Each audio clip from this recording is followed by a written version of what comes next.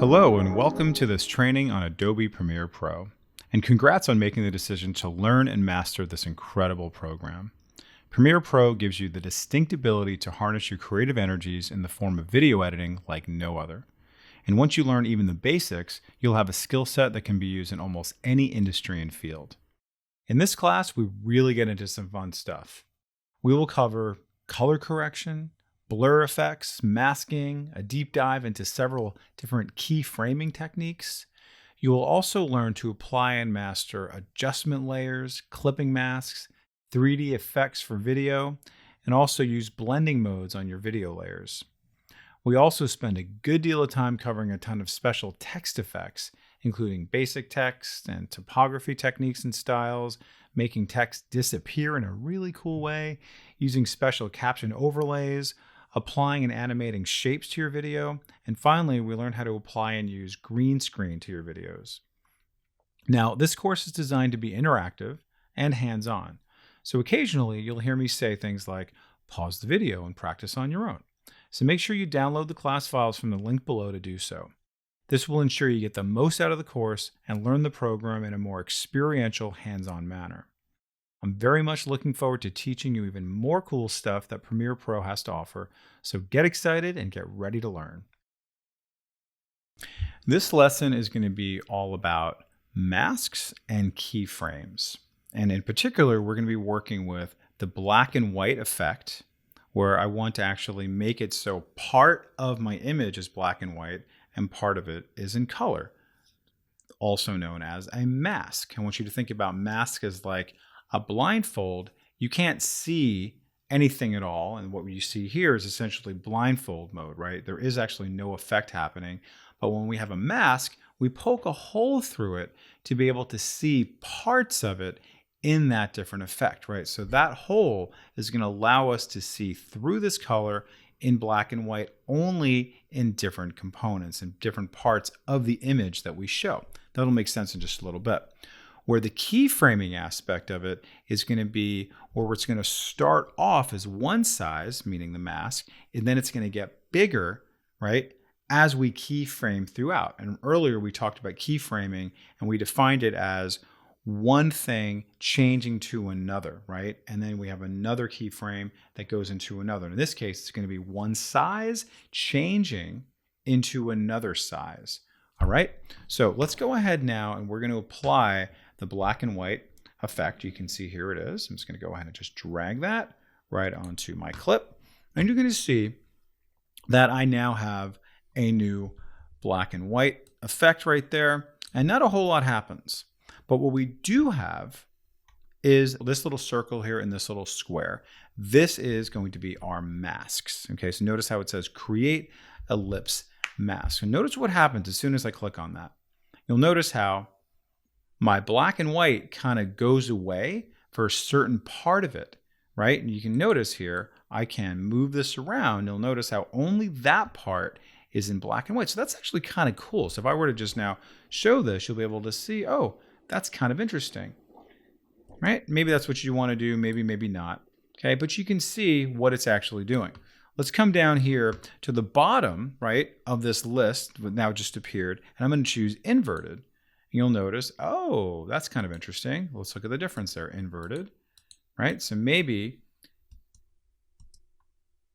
go ahead and play. See that? Maybe you're just trying to spotlight that thing just in color there. Okay, so really lots of options that you can do here.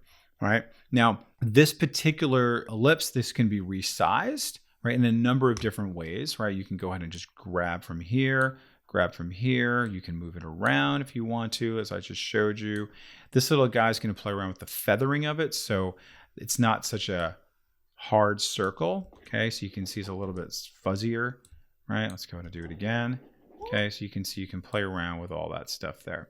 Okay, now what our goal here for this project is to make it so it's going to start off in black and white, and then as we progress through the clip, it's now going to come in this kind of like Technicolor dream a la Wizard of Oz. All right, and we're going to do that by using keyframes. And remember what a keyframe is. It's going to start at one property and it's going to finish at another property. All right, so let's just take a look at what we have here with our new mask options. The first thing I want you to notice is these little guys right here, these little stopwatches. Okay, these are very important. This essentially is saying, hey, I want to do a keyframe. We're basically starting off our beginning of the keyframe for one of these particular elements to say, hey, start off doing it this way and then end up doing it another way. All right, so what I'm going to do is I'm going to start off way at the beginning. Notice here is my scrubber, and as I go left and right up on top here, it's also going to match it down below, because at the beginning of my clip, I want to have it start off in a certain way. Okay, so my goal here is to make the color almost non-existent in the beginning, and then it's going to grow, right, as the timeline progresses. Okay, so if you'll notice here, I have this mask expansion right here. All right, I'm going to go ahead and bring this down smaller, right? It's almost like to nothing. Okay, now I need to start things off at this place for my keyframe to progress. So watch what happens now when I click on my little stopwatch. I now get this little guy right there that's telling me that a keyframe has now begun. You'll also notice this little area right there. See, I can have this little keyframe right there. So you can see that's telling me that this is now in keyframe mode. Like the rest of these are not going to be affected at all, right? Nothing's really happening with these. I certainly could play around with these if I want to, but I'm going to make it so it's only going to be playing with the mask expansion. As I grow, right, as I move, this is going to grow. So I'm just going to go ahead and make it so at about this amount of time, she's going to be in full color.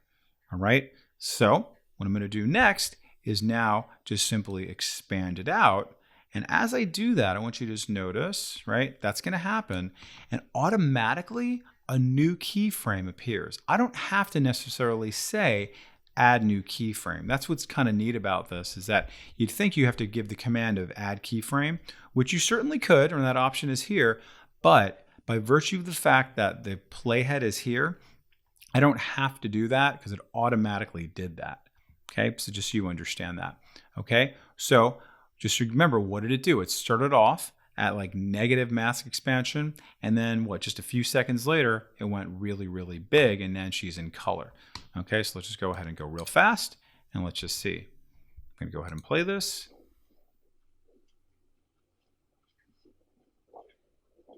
Very cool. All right, but let's just go ahead and perfect that a little bit more.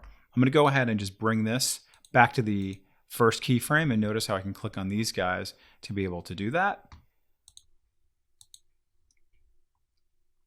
Okay, so what I'm going to do now, just have a little bit more kind of nuance, and I'm just going to go ahead and just resize this.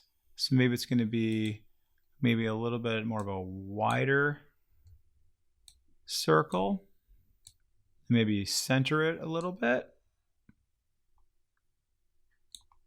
And then when this grows, you're going to see kind of what's going to happen now.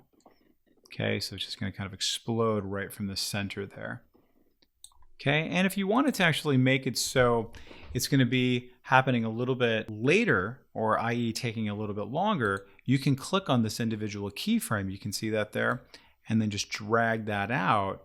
So then maybe it's going to take a little bit longer. Okay, so let's just watch that now. You can see there's the shape of it. You can see how it's taking a little bit longer. Okay. All right, let's now just play around a little bit more. Let's come over to here, and let's now play around with the mask feather. So I'm just going to go over to here. I'm just going to add that, and I'm going to increase the feather. Okay, and then notice how I have a new keyframe. And then I'm going to go to the next keyframe. So you notice it bounces right to it. I'm going to make that even more fuzzy. And let's just see what that does. Nice. He's a little more subtle now. Do you really know what's going on? Okay, cool. Nice. Okay, so you can see how you can play around with a variety of different effects within the same element, okay, just by tinkering with the different parts of the keyframing and all the different parts of the individual elements within it, but on the timeline to make it come in very slowly and gradually, okay? So you're going to want to practice this, right? And you can do this with a variety of different effects. Black and white is a nice, easy one to do, but really understand, what a mask does, right? Because it does either reveal it or conceal it, okay? But also working with the keyframe to make it so things are going to gradually move or grow as a result of where the keyframe started and where it's going to end up, okay? So that's really kind of like the basic tenets of working with a lot of the stuff within Premiere is understanding masking and also understanding keyframes. All right, so pause the video, practice it, and we'll see you in the next lesson. One of the effects that you're going to be using most often is going to be around color to basically do some post-production work on your video that maybe some of the colors didn't come out the way you wanted to because the lighting wasn't so great, your camera's not that great, whatever it was, right? So within Premiere, you have some really nice features that you can use. Now, we've already worked with our levels, our contrast, our auto contrast to be able to do some fixes to these. But let's now go to more specific color options within our effects to allow for some nice specific changes. So I'm just going to type out LUM, and you're going to see as I get into here, you're going to see there's a lot of these Lumetri presets. Now I'm going to scroll down here and I'm going to bring up Lumetri color down here. Okay, so I'm just going to go ahead and just drag that into my timeline, and you're going to see that I have this Lumetri color option right there. And we've already seen some of these, like basic correction, creative curves, etc. Now let's just go ahead and just go a little bit deeper into these. Okay, now this is going to be more specific around color. And you're going to see that these little changes are going to really go a long way. And this is, I usually just recommend to people, this is going to be more or less the first thing you do with your video to really kind of get the most out of what's showing, to be able to bring out of what you really want to be shown, essentially. Okay, so let's start off with working with our highlights and shadows and our blacks and whites. Okay, so I'm just going to go ahead and play around with my shadows for right now. And let's just see the difference here when I bring this down a little bit.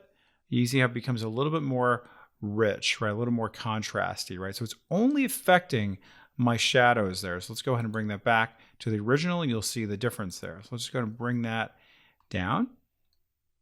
Okay, and then in this same vein, I'm going to go ahead and do the same thing with the blacks. With the blacks, it's going to be, it just finds like the darkest parts, and you're going to see I can then isolate those so they're going to be a little bit even darker, but only affects those darkest parts there. So again, you can see the difference, right? And that kind of contrast makes all the other colors really stand out. Let's go ahead and go to the highlights, and you're going to see only the highlights now get affected. So then you can see some of the brighter colors then now come into focus more than they were before, because the eyes like to see that contrast. So when we see that the shadows and the blacks get darker, it makes the other ones get translated and interpreted as being brighter. So even if you didn't play around with the highlights, you'd be able to see that major difference. Okay, so let's now go ahead and play around with the whites a little bit. And you can see it really kind of starts to shine without being overexposed. Okay, now in that same discussion, you can see you do have the ability to play around with the exposure if you want to. So I'm going to go ahead and just bring that up, and just notice how that can be a little bit too much. Maybe bring down the exposure sometimes works a little bit better for me. Okay, so just bring that down or whatever. Okay, that's just going to be, probably I'm not going to do anything at all to that. Okay, this is all going to be under the tone. Okay, now let me go ahead and just collapse that. And you'll see a few other options here. Like you can see we have some other options under creative, right? So let's just bring up our saturation a little bit. Just bring that up. So all of the colors are going to get that much brighter. Do you see that? Let's bring that down. Let's go ahead and bring that back down to 100 so you can see how it changes. Bring this down to like nothing. Okay, let's bring this back up, maybe just a tiny bit over 100. We can see how things are going to get a little bit brighter. Okay, so not bad. I just went up to 103. Tiny bit of a difference. Let's just try going maybe to 110. Okay, and it's not too garish, not too much in your face. Now, vibrance works really well, especially when you have people in your image, because people's skin tends to get a little bit too orange if you work with saturation. So vibrance is actually a really nice one, but let's just see the difference between saturation and vibrance. We can see it's going to be a little bit more subtle, right? Let's just see the before and after. You can't really see too much of a difference there, but when you have people, and then you'll be able to see. But you'll notice here, there are certain things that are getting affected by it. So again, kind of a spice to taste type of situation here. Okay, sharpen. That really brings out your image. Notice how the edges get a little bit sharper. Notice I can make that blurrier, but there's another tool for that. And that really, really does make a difference. Okay, so again, this is something you really want to start your color correction with, is working with this particular one. So you can see a lot of good stuff here just working with our Lumetri color. Okay, so the curves, we played around with that earlier, so we can skip that. Our vignette, I think we did a little bit of that as well, but we can see how we can play around with that a little bit. So let's just go ahead and bring this up. Okay, or if you go less, that makes it darker. Okay, let's go ahead and bring that. So that kind of brings in your eyes into those colors when you have a nice little vignette there. Okay, so, and you can see again, you can play around with some of these things as well. Underneath there, you can open that up. The midpoint, the roundness, the feather, right? How much do you want it to be feathered, right? So you can just kind of really play around with these things here. Okay, now what we're going to do in a little bit is we're going to save these presets, because let's just say you have a whole kind of series of things you want to do, right? And it's like, okay, I have a lot of photos that look just like this. I might want to save this as a preset. We're going to do that in our next video, because I would like to not have to do this all over again. I want to remember it so that I can apply it onto these other videos so I don't have to do it again. So it's going to be a huge time saver. All right. So again, this is going to be one of the first places you go when you're working with adjusting your colors and a little bit of the lighting and putting in, vignettes and all kinds of good stuff. Now, I'm a big fan of what I just did here, and I want to use this again and again and again. So let's just go ahead and take a look at this, and it looks pretty great, and you'll see how it did lots of things, not just for what I was looking at, it does it for all of the video, including all my ocean, everything like that. So I want to use that again and again and again. So I love that effect, because I'm going to have all kinds of other images that are going to be just like this. So I'm going to save this as a preset. So therefore, I don't have to do all that work all over again. Okay, so you'll notice that way at the top of my effects, I have something called presets. So that is where the effect that I just created is now going to be saved when I save it, so I can reuse that over and over and over again, right? So a lot of the things that we've done already, including, the black and white, and some of the other things we did with the monochrome and a few other ones, right? You can save these as presets so you can then apply them very quickly and easily without having to remember what you did, all right? So how do we do that? Very simply, I'm going to go ahead and see my Lumetri color. There it is. And then just simply right click. I'm going to say save preset. Okay, and I'm just going to say color correction with vignette. Okay, and you can put a little description there if you want to.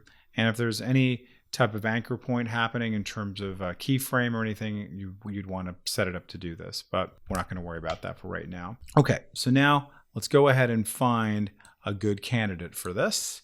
So let's just see, this one might be a good one. So let's just go ahead and bring this over here. And now you can see there is that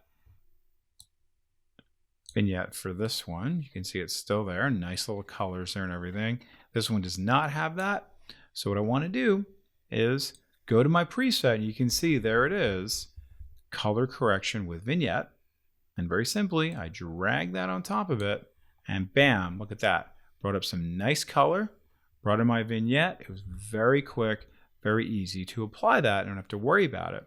And what's so cool about this is that if it's not perfect, I can go over to here to my effect controls, and I will see that I still have this Lumetri color, and I have the ability to then start playing around with all these things a little bit more if I want to. So I can just see what's going on with some of these guys here. Okay, great. Oh, that one actually could use a little bit more color, whatever you want to do here, so you can start playing around with these a little bit more if you like. So let's just go ahead and give that a shot.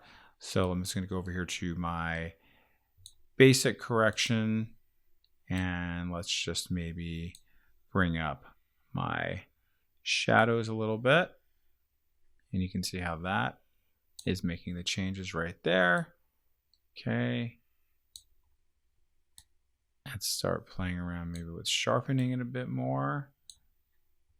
Okay, so we have this like individual. So then if you wanted to, you can now make this a preset just the same. Okay, so again, if you know that you're going to be doing these things over and over and over again, you may want to then save it as a preset.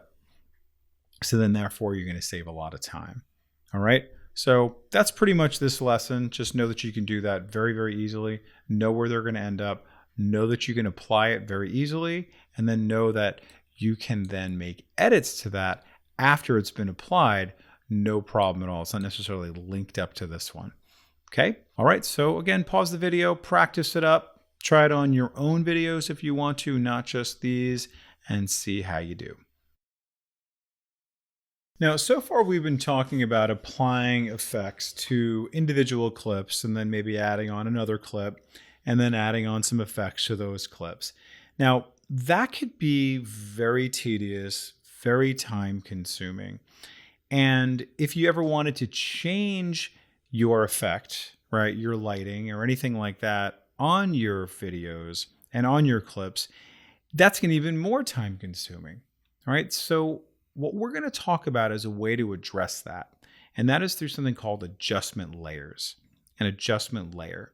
Okay. So think about an adjustment layer as a kind of container for all of the clips that you want to have an effect on. Okay, but it's basically going to be sort of this overarching sort of like envelope for all of the elements inside of it. And basically that envelope takes the effect and it puts it on top of all of those things within the envelope. All right, so this again is called an adjustment layer. So let's see this in action. All right, so you can see I have all of these clips here. Okay, and let's just say, for example, I want them to all be black and white. Right? I don't want to have to do 1, 2, 3, 4, 5 different clips. And for some of you, this is going to be 500 things. We don't necessarily want to have to go through that. So let's see what we can do now to make it very efficient. So how do we create an adjustment layer? So let's just, first of all, I'm going to just be very handy here. I'm going to go over here to my adjustment layers and notice how it's empty. I'm going to create a new adjustment layer. By itself, an adjustment layer is really nothing. All it is just an empty envelope, right? So I'm going to go ahead and go over to this little new item, and you're going to see here is an option for adjustment layer. I click on that, and then it just pretty much asks me just, okay, what's the size of it? What's going to be your frames per second? That's great. Happy with that. And you can see here's my adjustment layer, okay? And it's really pretty much like nothing. There's nothing happening with it yet. I just have to now move it over to what I want it to envelop, right? Think about it like that. Like what do you want it to contain? Okay, so I'm going to just simply drag this over to here. And you can see right now, it's just very small. It's only 5 seconds or so. I want to make it envelop all of this. Okay, so it's going to be one thing, right? One item, one object that's going to carry the load for all of the objects underneath it. Okay, so watch this now. I'm just going to go ahead and just do like monochrome. Let's just do like this monochrome faded film. And notice how what I'm doing, I'm dragging it on top of one object, and then it's going to affect everything that lives inside of it. See that? Now, watch what happens. As I go across here, got a nice faded film that could be Italy in the 1950s. Okay, and then wait for it to go to the next clip. You'd think that it's going to maintain its own, but guess what? Very nice. Okay, and what's neat about this is that I can then make changes on my effect controls to this monochrome faded film. You can see this there. And let's just go ahead and play around with some of the things I can do. Let's just go ahead and bring up my contrast a little bit. And you're going to see how that's going to affect everything, not just this one clip, but everything here. Okay, so let's just now watch this one, and we'll just see how that gets affected just the same. See that? Let's come down here to creative. Let's do some sharpening. Okay, and that's going to speak for everything underneath our adjustment layer. It's such a smart way to work. It's going to save you a ton of time. And again, if I want to make a change and I want to add in some more, I just add it to one thing, and then it speaks for everything underneath it.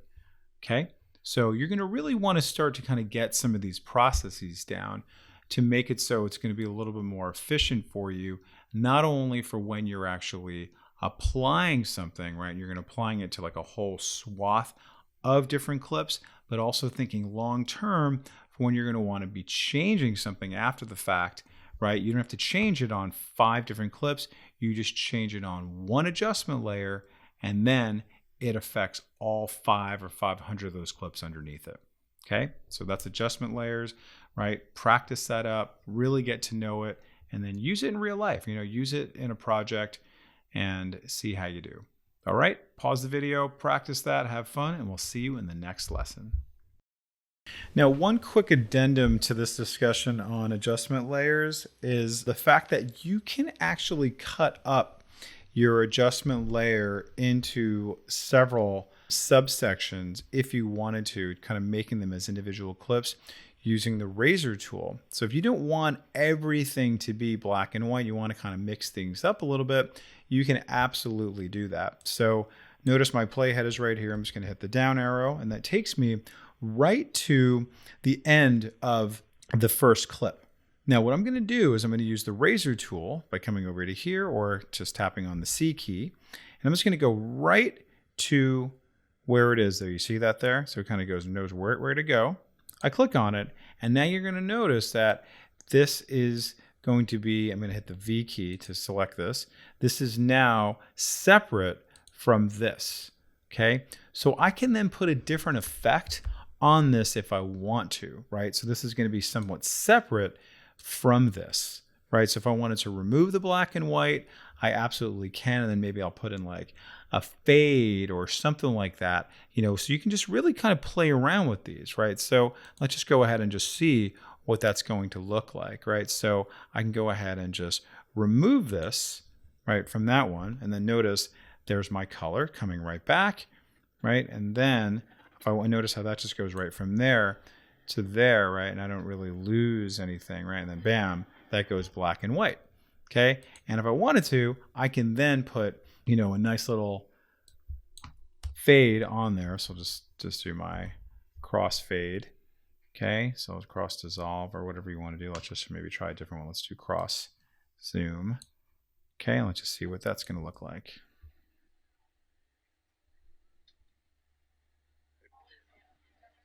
Okay, so kind of an interesting one. All right, let's just maybe zoom in a little bit. And let's get into our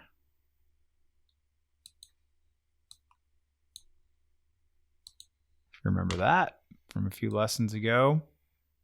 Let's maybe make that a little bit longer.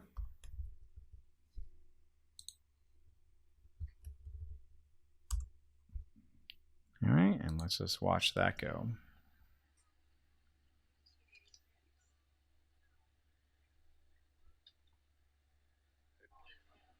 Okay, so you can kind of see what that type of effect can do, right? Let's just try one more. Let's do cross dissolve. We'll replace that.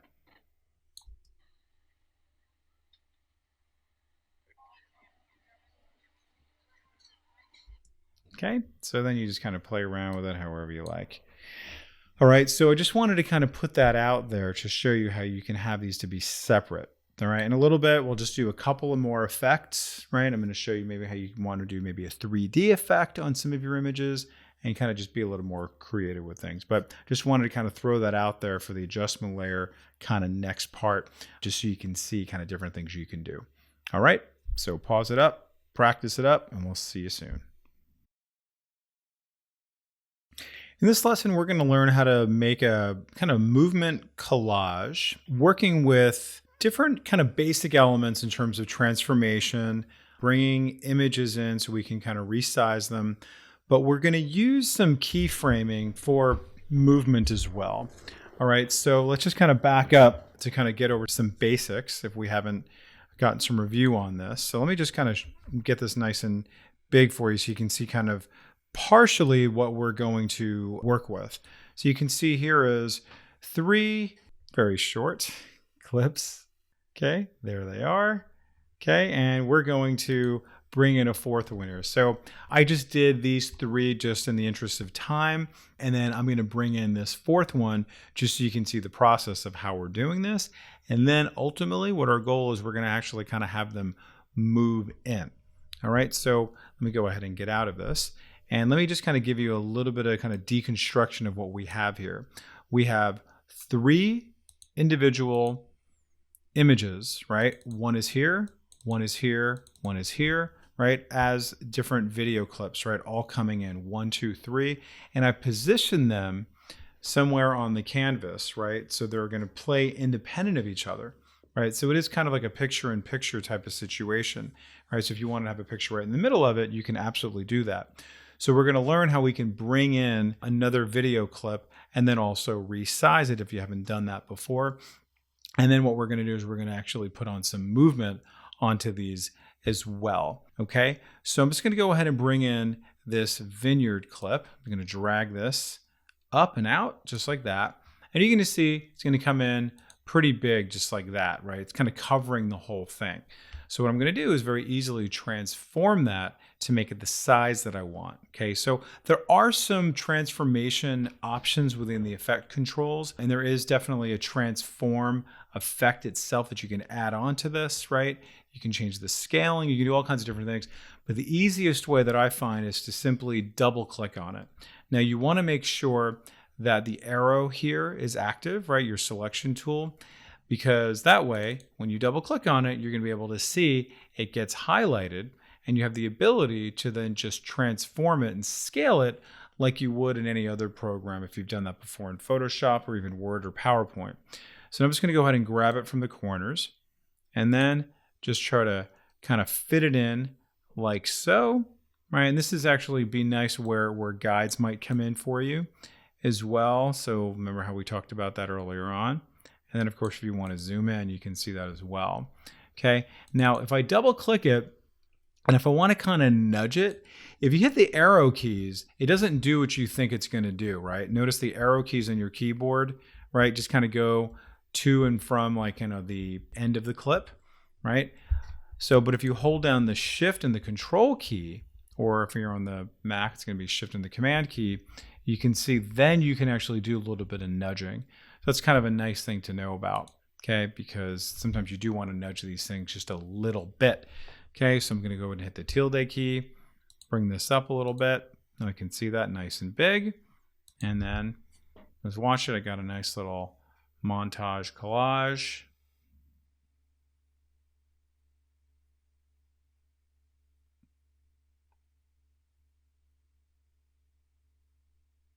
All right, and then just set to some nice music. That wouldn't be too bad. Okay, so let me go ahead and just pause that. And now what I'm going to do is I'm going to work on these kind of moving in. Okay, so I'm going to kind of have them move in a variety of different directions, but I'm going to start off at this starting point because this is where I know it's going to end. So I'm going to kind of work backwards with my keyframes. Let me actually just trim this in there. Okay, very good. So I'm going to start backwards with my keyframes, right? Because I know this is ultimately where I want them to end. Okay, so let's go ahead and just make this a little bit wider. And then bam, I'm going to put on a keyframe here at the end and again kind of work backwards. All right, so it's essentially the position that I'm concerned with for each of these, right? So if you see here, here's my position and I bam just have a keyframe right here. Okay, so easily done. And now when I go back over to here, it's like, where is it going to begin, right, for my vineyard, right? So I'm going to have that maybe coming in from the right. Okay, so my position now for this keyframe, this beginning keyframe, is going to be off the side. Okay, so I'm going to go ahead and just move this over just like that. Okay, so then you're going to see I'm going to have this movement happening just like that. Okay, so it's going to come straight in. Okay, and I'm going to continue doing the same thing for the rest of these. All right, so now let's just see some good ways to do that. I'm going to go to this one right here, and I'm going to come all the way to the end.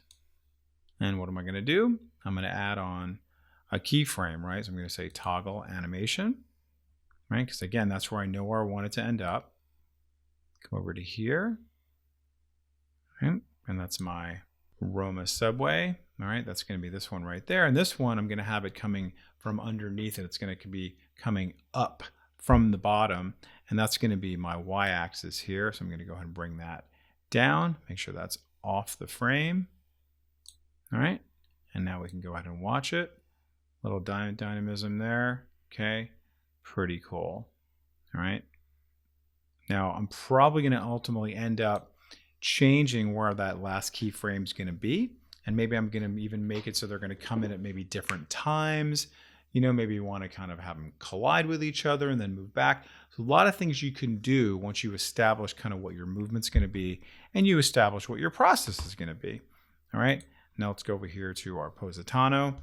And I'm going to pretty much just do the same thing. All right, so let's go ahead and add on keyframe. And if you want to experiment with some other ones too, like the scale and things like that, you absolutely can do that. All right, and then this one is going to come, let's have that one actually come also from off on the top.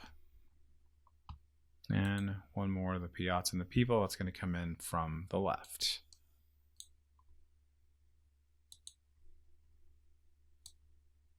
So now going back to the beginning, and then I'm going to be working with my x-axis. All right, now at this point, when I play it, when it ends, it's going to kind of disappear. So let's just watch. You're going to see kind of coming in a little slow, and all right, that's interesting. And maybe there's some cool music happening, and you know, you're making a shape, there's some text happen or something like that. It's taking a little while for it to get there, but you can see what's happening. And I'm going to have some control over it ultimately, but you're going to see, bam, they're going to connect, right? Perfectly. So let's now decide where these are going to go. So where is it going to end, right? At what time do you want it to actually finish, right? So meaning it's going to take about whatever that many seconds until this guy gets there. Notice how he's there before everybody else. All right, so let's establish that. So let's just say 7 seconds. Let's go to here, bring this over there, 7 seconds.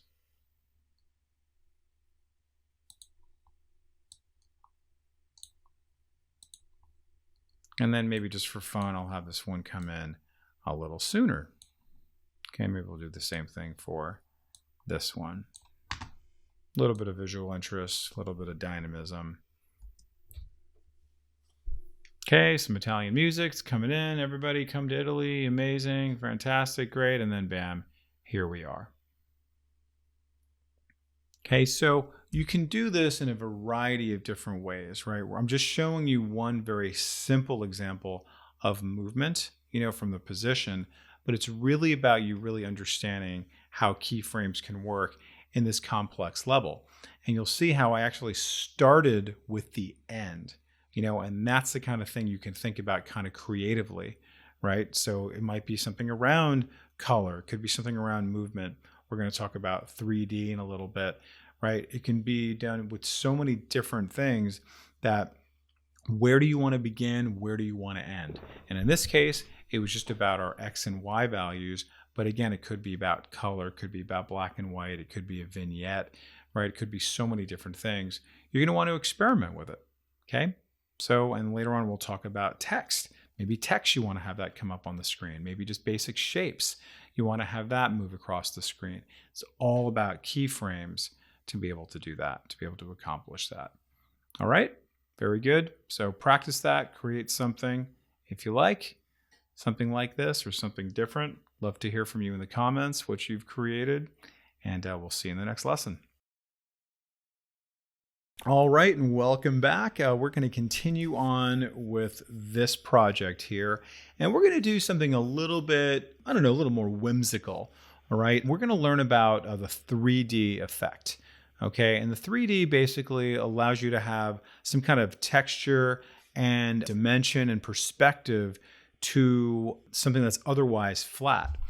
And in this case, we're going to make it so there's going to be some movement around that particular video. So it's going to come in, it's going to be almost sort of like flipping in the air. And this is just to give you one little example of the process so you can see how it's done. And then you'll be able to apply that to text and shapes and possibly other images.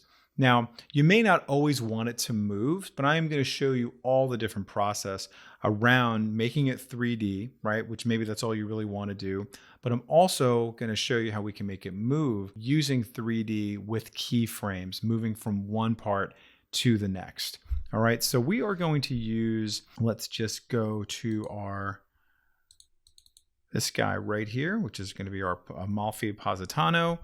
And I'm going to apply a 3D effect to this. All right, so how do I do that? I'm going to go over here to my effects, and all I did was type in 3D, and then notice here is this basic 3D. So very simply, just I'm going to drag this on there. And then, of course, I now have this basic 3D effect that shows up in my effect controls. Now, I have to ask myself, well, how do I want it to end up? Just like I did with my position, I know I want it to end up at the 7-second mark looking normal like the rest of these. But when it starts off, it's going to be kind of flipping. It's going to be a little bit askew. All right, so I'm going to go ahead and hit this guy here. So it's going to lock right in to that particular time. All right, now I know that I want this particular time, I want my 3D to be non-skewed at that point. So now that my playhead is here, I'm going to go over here to my basic 3D and just basically tell it, hey, you know what? This is going to be a keyframe at some point, and then maybe it's even going to be a tilt at some point. I'm not exactly sure what I'm going to do at this point, so I'm going to put a keyframe on both of these properties. Okay, good enough for right now. All right, now, in order to actually see what it's going to look like, right, I might want to actually not go all the way back over here, because if it's at second 0, I can't see the actual effect. So just for the purposes of me being able to see the effect, I'm just now going to keep it here, maybe about the 5 or 6 second mark, and then ultimately drag over my keyframe so it starts off with that effect. Okay, so my goal is to make this kind of flip a little bit. So let's just see what swivel does, right? You can see that's going to allow me to do this kind of like swivel effect. Oh, left and right, left and right. Oh, that's kind of interesting. So you can see what 3D does. I'm going to go ahead and undo that. I can go ahead and remove that. I don't want that. Let's just see what tilt does. you can see, oh, okay, that's kind of interesting. So it's coming in from the top. So I may want to actually have that kind of look like it's like really flying from outer space, kind of like Superman 2, if you remember that. Okay, so when they're kind of flying through space. Okay, so I'm going to go ahead and just make that exactly ish, just about that. All right, so it's going to kind of flip 2 times by the time it gets there. And you'll notice that it has a new keyframe automatically, right? Just added that on there, right? Which is pretty neat. Okay, again, I don't have to do anything. But now I need to move this to the beginning, right? So I'm going to simply just click and drag that. You got a little preview of what it's going to do. And now let's watch it.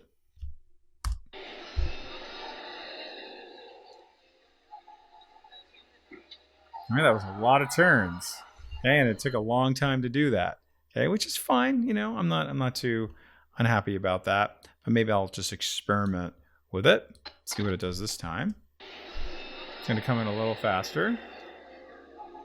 Okay, not too bad. Not too bad. Could be kind of fun. All right, and then let's just, for experimentation purposes, let's just now do our subway people. Let's go ahead and do the same thing, but we're going to have them flipping kind of left and right. Okay, we're going to be using a different one. So let's now go ahead and just say basic 3D. Okay, do that same exact situation. I'm going to go ahead and make it so I'm at the right place. Remember, you want to lock right in to where you know it's going to end, right? So bam, there that is. So just go ahead and say next keyframe. And now I'm going to say swivel. And in this case, I know I'm going to be using swivel because I know it's going to be going left over right. All right, and then let's back it off a little bit so I can see what that's going to do. And ooh, I guess I'm on the subway. Okay. And then just for fun, I could even decide to make it smaller as it's coming in, right? So why not? So I can go ahead and let's just say I'm going to make this start off a certain size. So I've got this already laid out, right? I know I want it to start off like that, but I also want to make it so there's going to be a scaling thing. So when it comes in, it's going to be small, and then when it lands, it's going to be the normal size. It's very important that we have this size at the end. So again, I start with the end.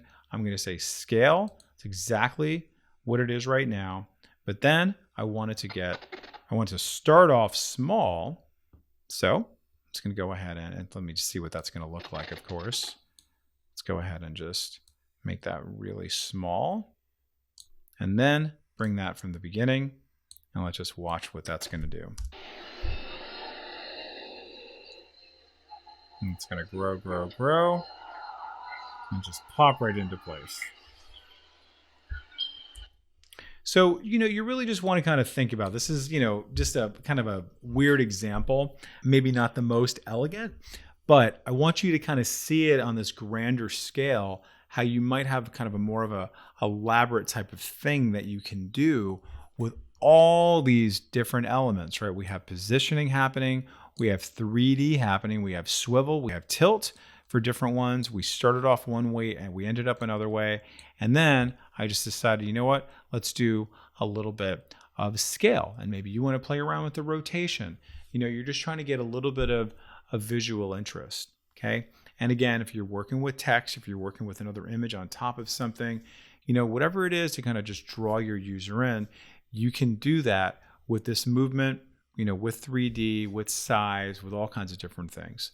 All right. And of course, we talked about color and black and white and masking, right? So there's so many things you can do creatively and uniquely with a lot of these tools, right? Now that you have the skills under your belt. Okay. So practice that up and we'll see you in the next lesson. Welcome back, everybody. We are going to switch up gears a little bit and start working with our blur effects. So we've been looking at a number of different effects so far, and we know how to actually search for our effects so we can find them. And in this case, we're going to be working with what's called the Gaussian blur. So we're going to put a blur effect on the outside of our video. So it kind of has this nice ethereal sort of glow around it, but it kind of draws your eyes in closer into the subjects, into the center of the subjects. So we've done a vignette before, and you can see a vignette is very similar, but it's going to be with kind of an ethereal black and white. With this, it's going to be an ethereal blur around the outside. Okay, so we are going to first of all bring in some video into our timeline. I'm just going to use these horses here, and you can see there they are. Okay, and they just cannot wait to be blurred. All right, so let's go ahead now and search for blur inside of our effects. And you see there's lots and lots and lots of different types of blur effects.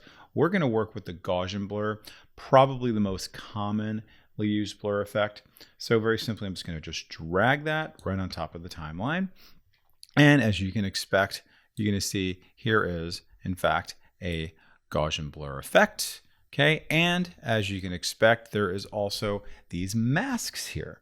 Okay, and you can also see there is the blurriness of the blur. Okay, and also a few other dimensions and everything like that, right? So we've seen this pattern so far with all of our other effects that we bring in the effect, and we have the ability to change it to whatever properties it is, but we also have the ability to add on a mask, okay? And then also we have the ability to do keyframes around it. So maybe that's a keyframe, you want to kind of bring it into focus, right? So there's lots you can do with this, right? To kind of just really sort of draw the user's attention in and have some visual interest, okay? So now I'm working with this, but instead of drawing out either the ellipse mask or just using a regular rectangle, the 4-point polygon, I'm going to show you how you can use the free draw. Okay, so very simply, right, I have my layer selected. I'm just going to go ahead and click 4 corners, 2, 3, 4, and then finish it up. Okay, and then this is now complete. And now let's go ahead and let's go ahead now and increase the blurriness. All right, and notice what happens as I do that. Okay, so the outside gets blurry, but maybe it's the opposite of what you want. Okay, I can do that, right? See? Now, if I play this, you can see I have this nice blurry square all around the inside. Okay, not exactly what I want, but it's a start. Okay, so you can see all my options here. Now, what can I do now as a result to make this kind of do a little bit more of what I want to do? I want to make it a little softer. So the first thing I'm going to do is play around with the feather. Okay, so I can just go ahead and bring that out like that. You'll notice how we get these little dashes in there. Okay, you'll also notice how this little kind of pin on the left-hand side is also expanding out. And I showed you earlier how you can also do it this way as well if you like. Okay, so that's pretty good. So you can see I have my blurriness at about 117. I can of course just type in to that, just make that 120, nice even number. And then there's my feather, inside, outside, but let's go ahead and just check it out. Let's just see. All right, pretty good. Subtle, I like it. All right, and then let's do a couple more things here. Let's decide, I don't actually want this like hard cornered square. What I'm going to do now is play around with these guys here, because notice I can actually click on these corners, right? So I can actually move it around, right? Notice how I can kind of get this little, what's called the Bezier handle, right? I can kind of move this around as well, right? See that? And I can go ahead and just bring it all the way in if I want to. But now if I want it to be round, you'll notice how the Bezier handle just happened to appear here, right? I'm actually going to do it using a keyboard shortcut, okay, using my Alt key or Option key on the keyboard. And you'll notice how I can now make this rounder, right? Holding down the Alt or Option key, and then I can go ahead and just make it more round, more subtle, okay? So it's not just so kind of a harsh thing there. I can very easily do that. Okay, now when I come back over here, I can now move this, and then I'm always going to get these little Bezier handles. You're going to see the Bezier handle come up whenever you're working with a round object of some kind, right? You have like round corners. You can very easily do that. Okay, so let's bring this one up and then bring this one down. And it's going to be just kind of barely noticeable, right? So let's just go ahead and I can also make that turn into a hard corner if you want to. All right. Fix that in there. Bring that in. And let's take a look. Okay, so now you can see it's a little bit more subtle. Okay, it's there, but it's not there. And then maybe I'm going to make this mask a little bit more kind of flush out.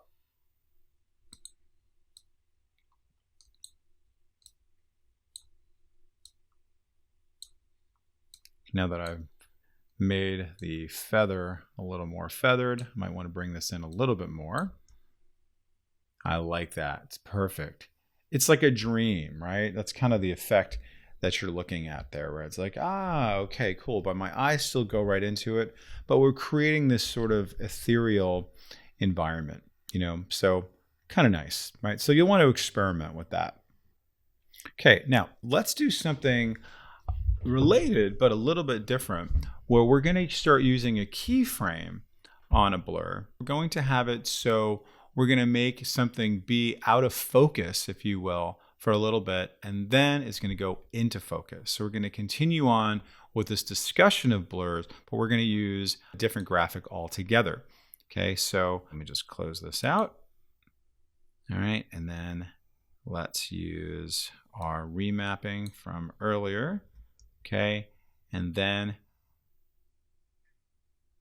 let's make this a little bit bigger so everybody can see it a little better. Okay, and then we're going to have this just kind of be out of focus and then eventually come into focus as we get a little bit closer. Okay, so how can I do that? Very easily. We're just going to just bring in our Gaussian blur. And you can probably guess at this point what I need to do. Very simply, I'm going to come over here to my Gaussian blur, and I'm going to start off by applying a keyframe simply by clicking on the stopwatch, and then it knows automatically, okay, this guy, he's going to start off doing something, right? There's going to be some kind of change leading to something else, okay? So in this case, I want it to start off blurry. So notice here I have my little diamond there. This is in blue. So fantastic. This is going to be blurry, blurry, blurry, blurry.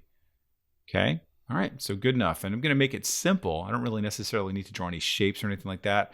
I just want to go from blurry to not blurry, right? And that's it. So let's just find out kind of where she's going to be kind of turning around-ish, right? And of course, I can always move that to a certain place, right? So it's going to just come right into focus right around here. Okay, and you can do several different keyframes, so don't worry about it if you want to kind of match it up to one and it stays at a certain level and then it goes to another level from that level. You can very easily do that. All right, now, again, I don't need to say new keyframe, which I could. All I need to do is just make a change, and the keyframe then automatically gets created. Okay, so in this case, I'm just going to go ahead and just say no blur. All right, and let's just see. So she comes into focus right around there, doesn't she? So it's like, okay, you know what? That should be moved to here. Okay, so that shouldn't take very long for it to just get into focus. So let's just take a look at it now. So you can see keyframe 1, keyframe 2. Okay, starting off with 48, right, of blurriness, and then it's going to go to 0. So you're going to watch this go down.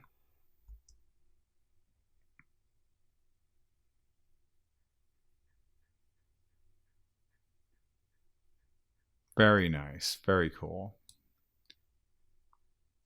Okay, so again, you're learning all of these different effects. You're learning all the nuances of the effects, but you're going to start to see patterns across the board in terms of applying the effect and using keyframes to then make movement happen between those keyframes, whether it's over time, size, okay, and all kinds of different things, right? And if you wanted to morph one shape into the other, you can absolutely do that. Okay, so we've seen several examples that can really allow you to be creative and create kind of, interesting visuals and experiences for your user. Okay, pause the video, practice that, and we'll see you in the next lesson. We're going to continue working on the blur effect, but we're going to do something a little bit different where we're going to blur out somebody's face. Okay, they haven't signed the waiver, they don't want to be seen, whatever it is, maybe you just don't want somebody in the image with you. For whatever reason, we can blur them out. Now, that's pretty easy to do, as we know if something is just kind of sitting there, not moving, and they're still. But let's say we've got this guy who's moving around, right? Like, okay, you know what? That guy's going to sue us for $1 million because he's now in our video, okay? So we need to fix that. So what are we going to do? Very simply, we're just going to put on our Gaussian blur right there onto our image. And you're going to see that I'm going to have my Gaussian blur option right there. Wonderful. Now, you're going to see a lot of the same options. There's our blurriness, okay, and then some of the other things here in terms of any dimensions or anything like you want to do. And we'll also notice here's our masks, right? And then also here are our little stopwatches to say, hey, listen, this is going to be some type of keyframe, right? There's going to be some kind of movement happening, okay? So let's just see what we can do first of all. I'm going to go ahead and simply click on my ellipse mask. I'm just going to draw a circle of blur around this fella.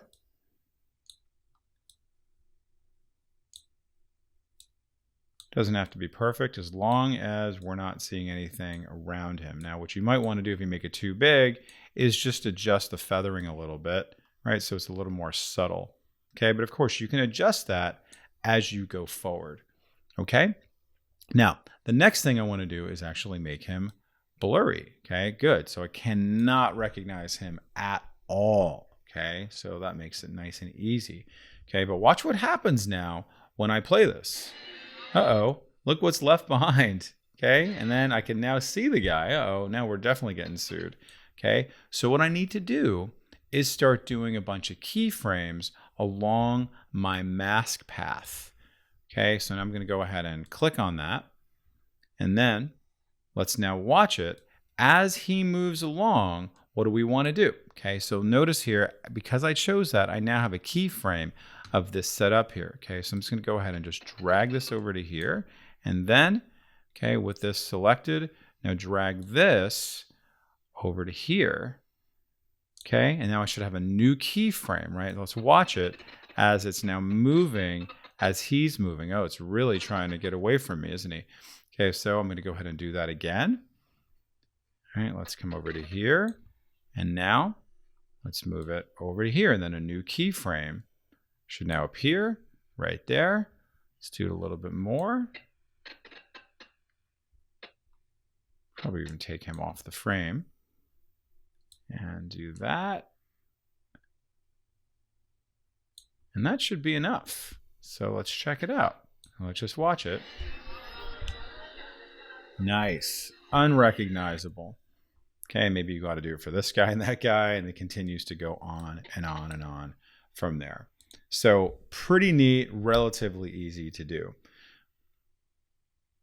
Okay, now let's just try it for her, but we'll do it maybe in a slightly different way this time. This time I'm going to go ahead and draw out a mask for her, and this time we're going to use one of these automated tools to be able to do it. So let's go ahead and just draw one more mask. Okay, and I'm going to do it for her.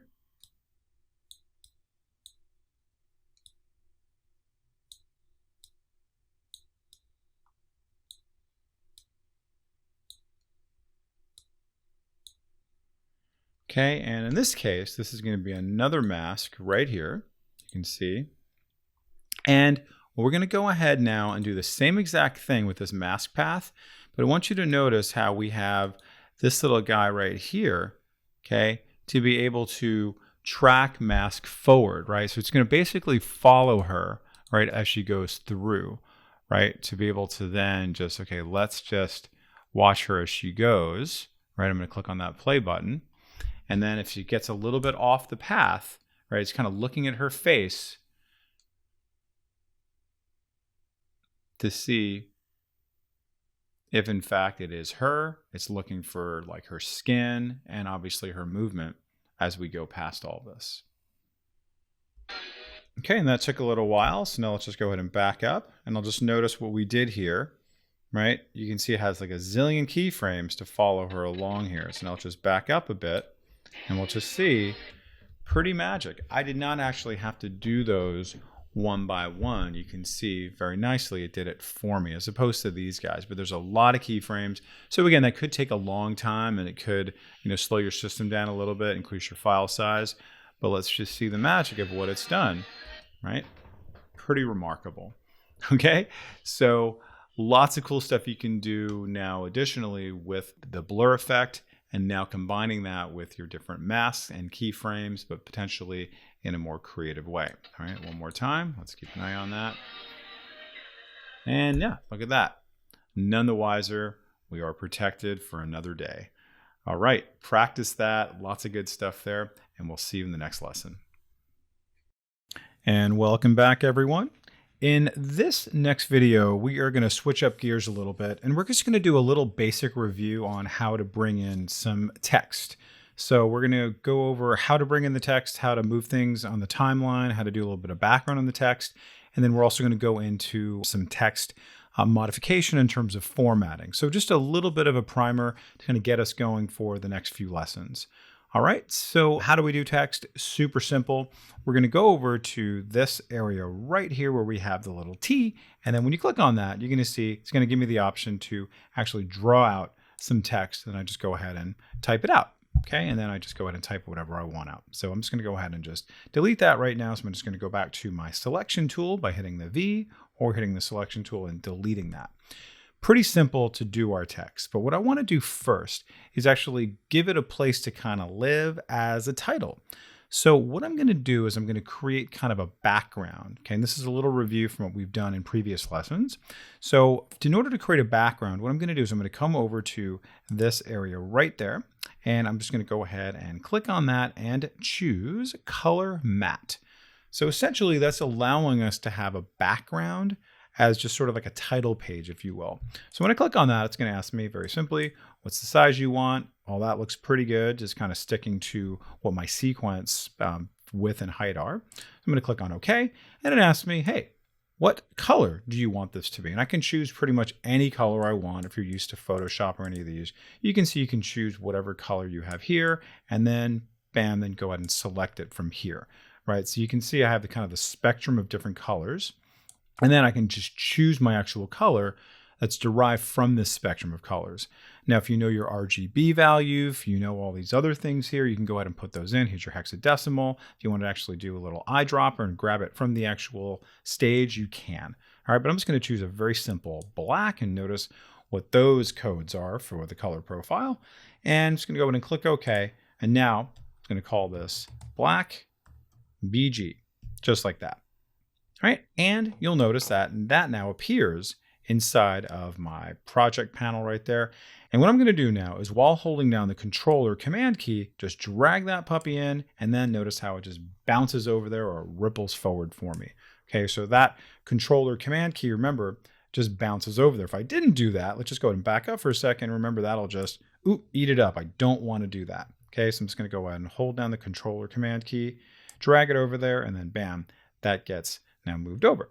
Now this is a pretty good amount for my text. You can see that's just black. Play it and then wait for it. It's gonna be about 5 seconds or so. And then bam, here comes the rest of my video. Okay, so you can see that's just gonna be a black background. And why did I do that? So I can put text right on top of that. All right, that's gonna be the first lesson that we're gonna do here. Okay, so how do we bring in the text? Exactly what I showed you before. Now moving the timeline back over here to the beginning, come over to here to text, or I can just simply hit the T key on my keyboard, and then just simply click and drag to make a little text box there. I'm just going to type out ICELANT,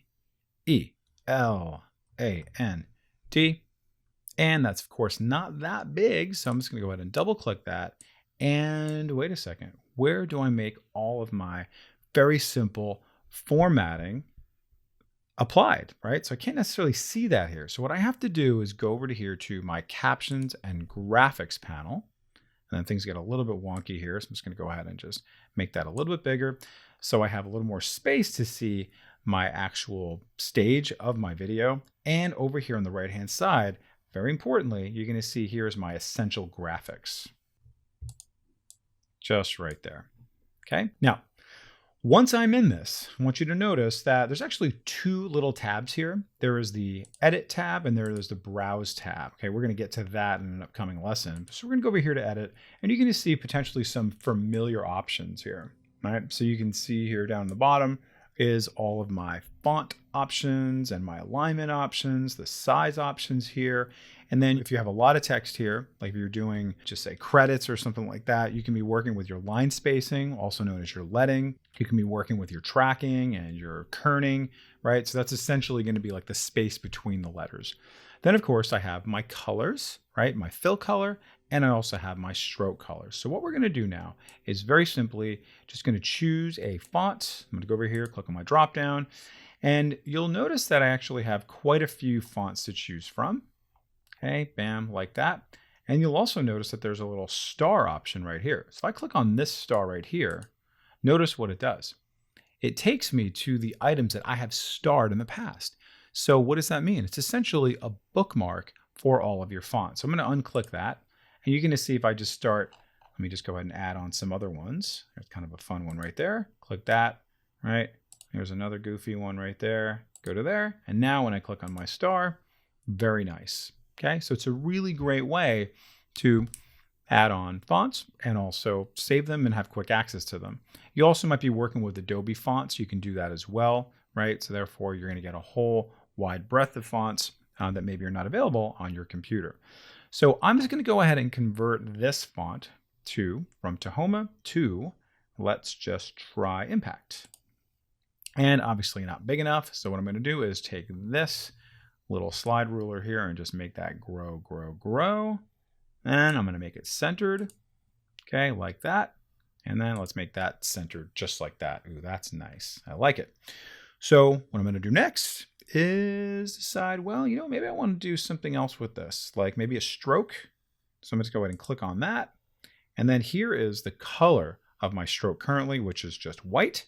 And then here is the width of the stroke, which is just 1 point. So obviously it looks very invisible right now. So I'm just going to go ahead and click on this. And then let's just go ahead and choose another color. I'll just choose green.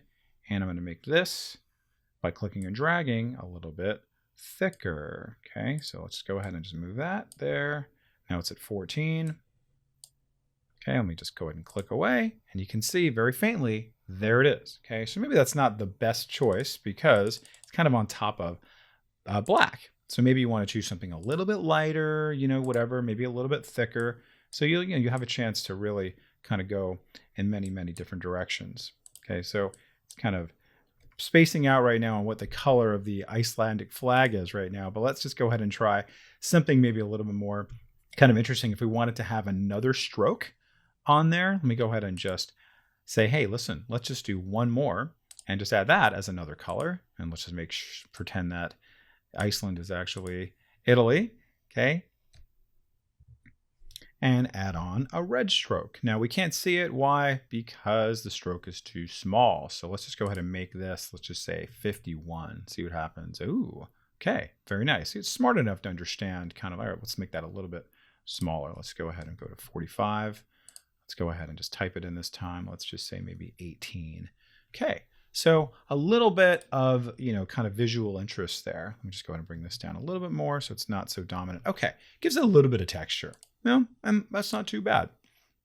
Now let's just go ahead and start adding on and tinkering with some of these other types of font, typography tools that you may not have worked with in the past. Okay, so this, if you're ever going to be working in Photoshop or InDesign or Illustrator, this actually will help you kind of understand some of that typographical stuff. So let's now focus on some of these items here, like our tracking. So I'm just going to go ahead and just bring this up a tiny, tiny bit. Okay, so let's go ahead and just drag that over and notice what it's doing there. See that? I'm able to control how much space is between the letters. Okay, notice I can even do it this way. Okay, so it's kind of interesting, right? So you have all that kind of control in the world if you want to be a little bit more creative, tracking negative or tracking much, much higher. Be able to have a little bit of space there, because this could also be for like readability, but it could also be for creativity and kind of artistry if you want as well. Okay, so I'm just going to kind of just tweak that a tiny bit, make that a little bit wider, click away.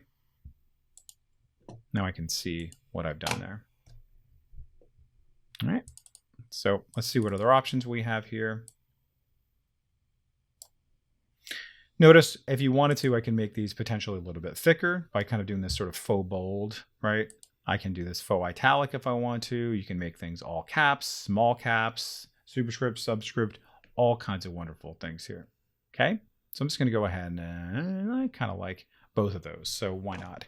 All right, so let's go back to our regular selection tool, and then let's take a look at this, and I think we're pretty much good. So I'm going to keep this for right now. I'm going to pause the video, have you practice this, and then in a little bit, I'm going to have you practice this. We're going to come back and we're going to be doing some kind of effects on this and making it kind of do some more interesting things. We're also going to set it to some sound and all kinds of great creative things here. So go ahead, pause the video, practice up, and we'll see you in the next lesson. And now that we have the basics down with our text and how do we bring it into our timeline, let's now just do a couple other more kind of creative things. So the first thing I'm going to do now is I'm going to just make this go a little bit longer on my timeline here, so I can have this just go maybe about 10 seconds instead. So then when it finishes, it continues to go as an overlay on top of my already pre-existing video.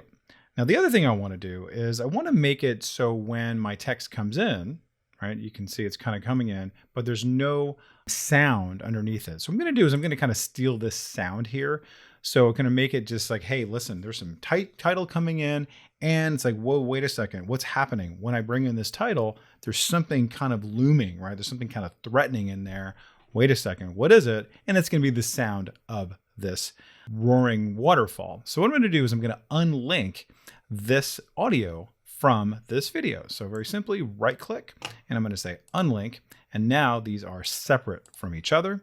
And then very simply, I'm just going to go ahead and copy, Control or Command C and Control or Command V. And then I'm just going to go ahead and bring that over and then bring that over in case it kind of swallows it up. It went in there because I had the timeline there, because I had the scrubber there. So ordinarily you'd have the scrubber where you want it to be placed. So, but this should be fine. And now,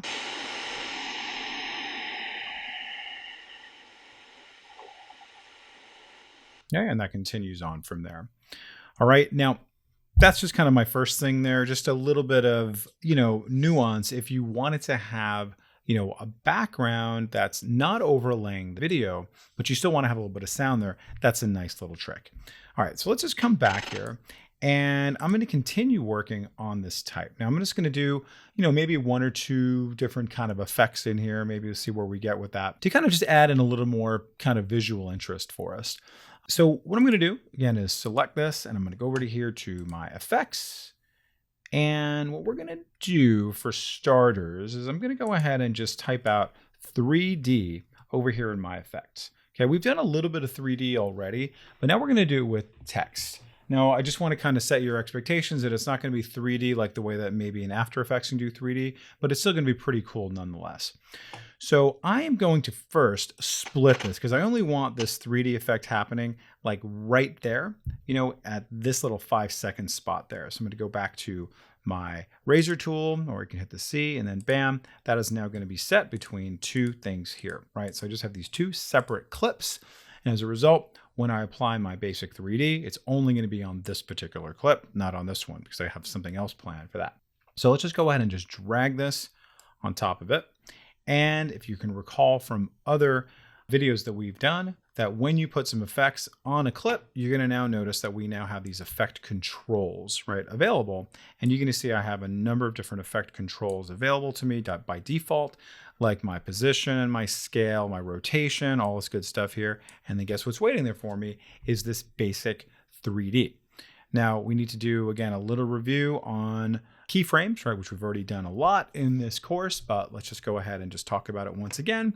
You'll notice here I have these little stopwatches there. That's essentially going to tell Premiere that I want to start a keyframe. I want to be able to begin some type of action that's then ultimately going to morph or animate into another action, right? I want a little bit of movement.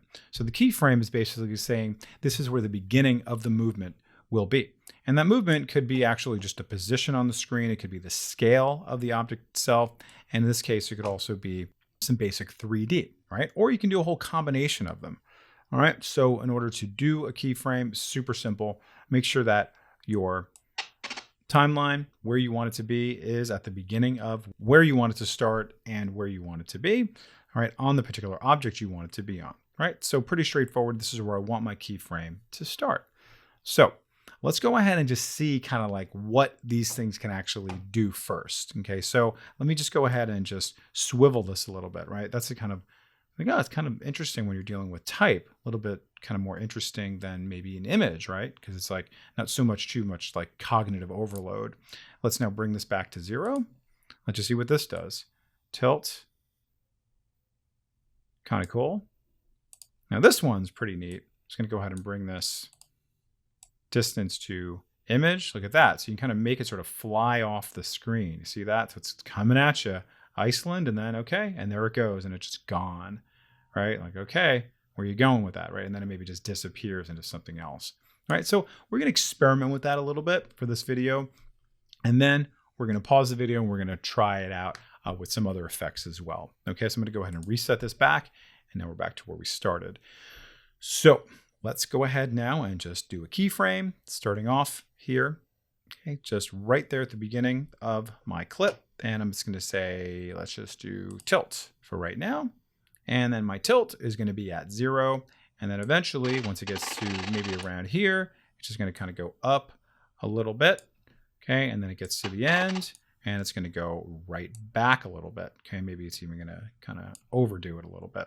So notice that as I change the parameters here, the keyframes then get applied automatically. So pretty cool. So let's just watch it in action.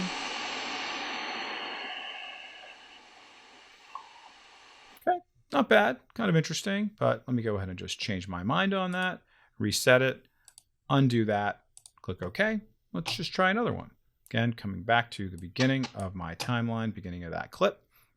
Let's try one more, and let's just do a little swivel. And let's have this swivel kind of a little bit off, right? And let's just have it come all the way to the end, and let's just have it go to the other side. Maybe about the same amount-ish.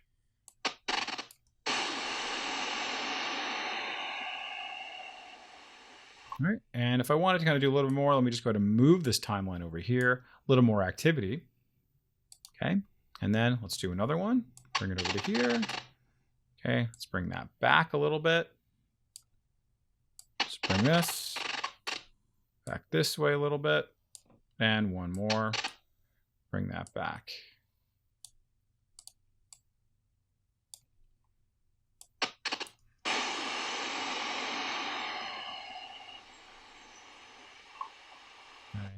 Very smooth. So we can do kind of a cool thing like that.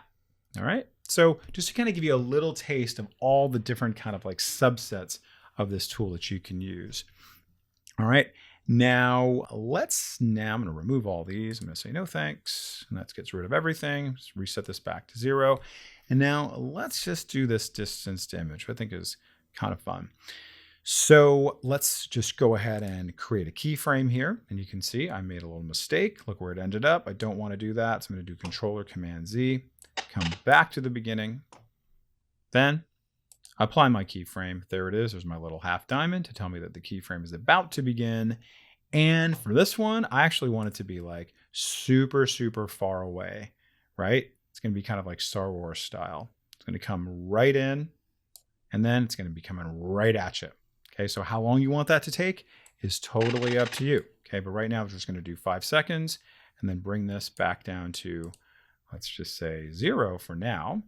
And let's just see what that's going to do.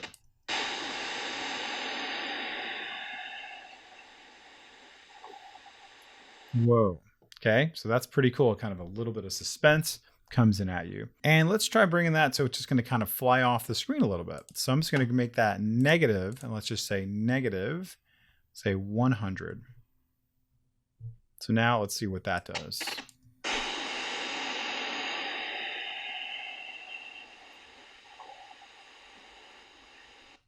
Okay, and then it comes right back to where we started from.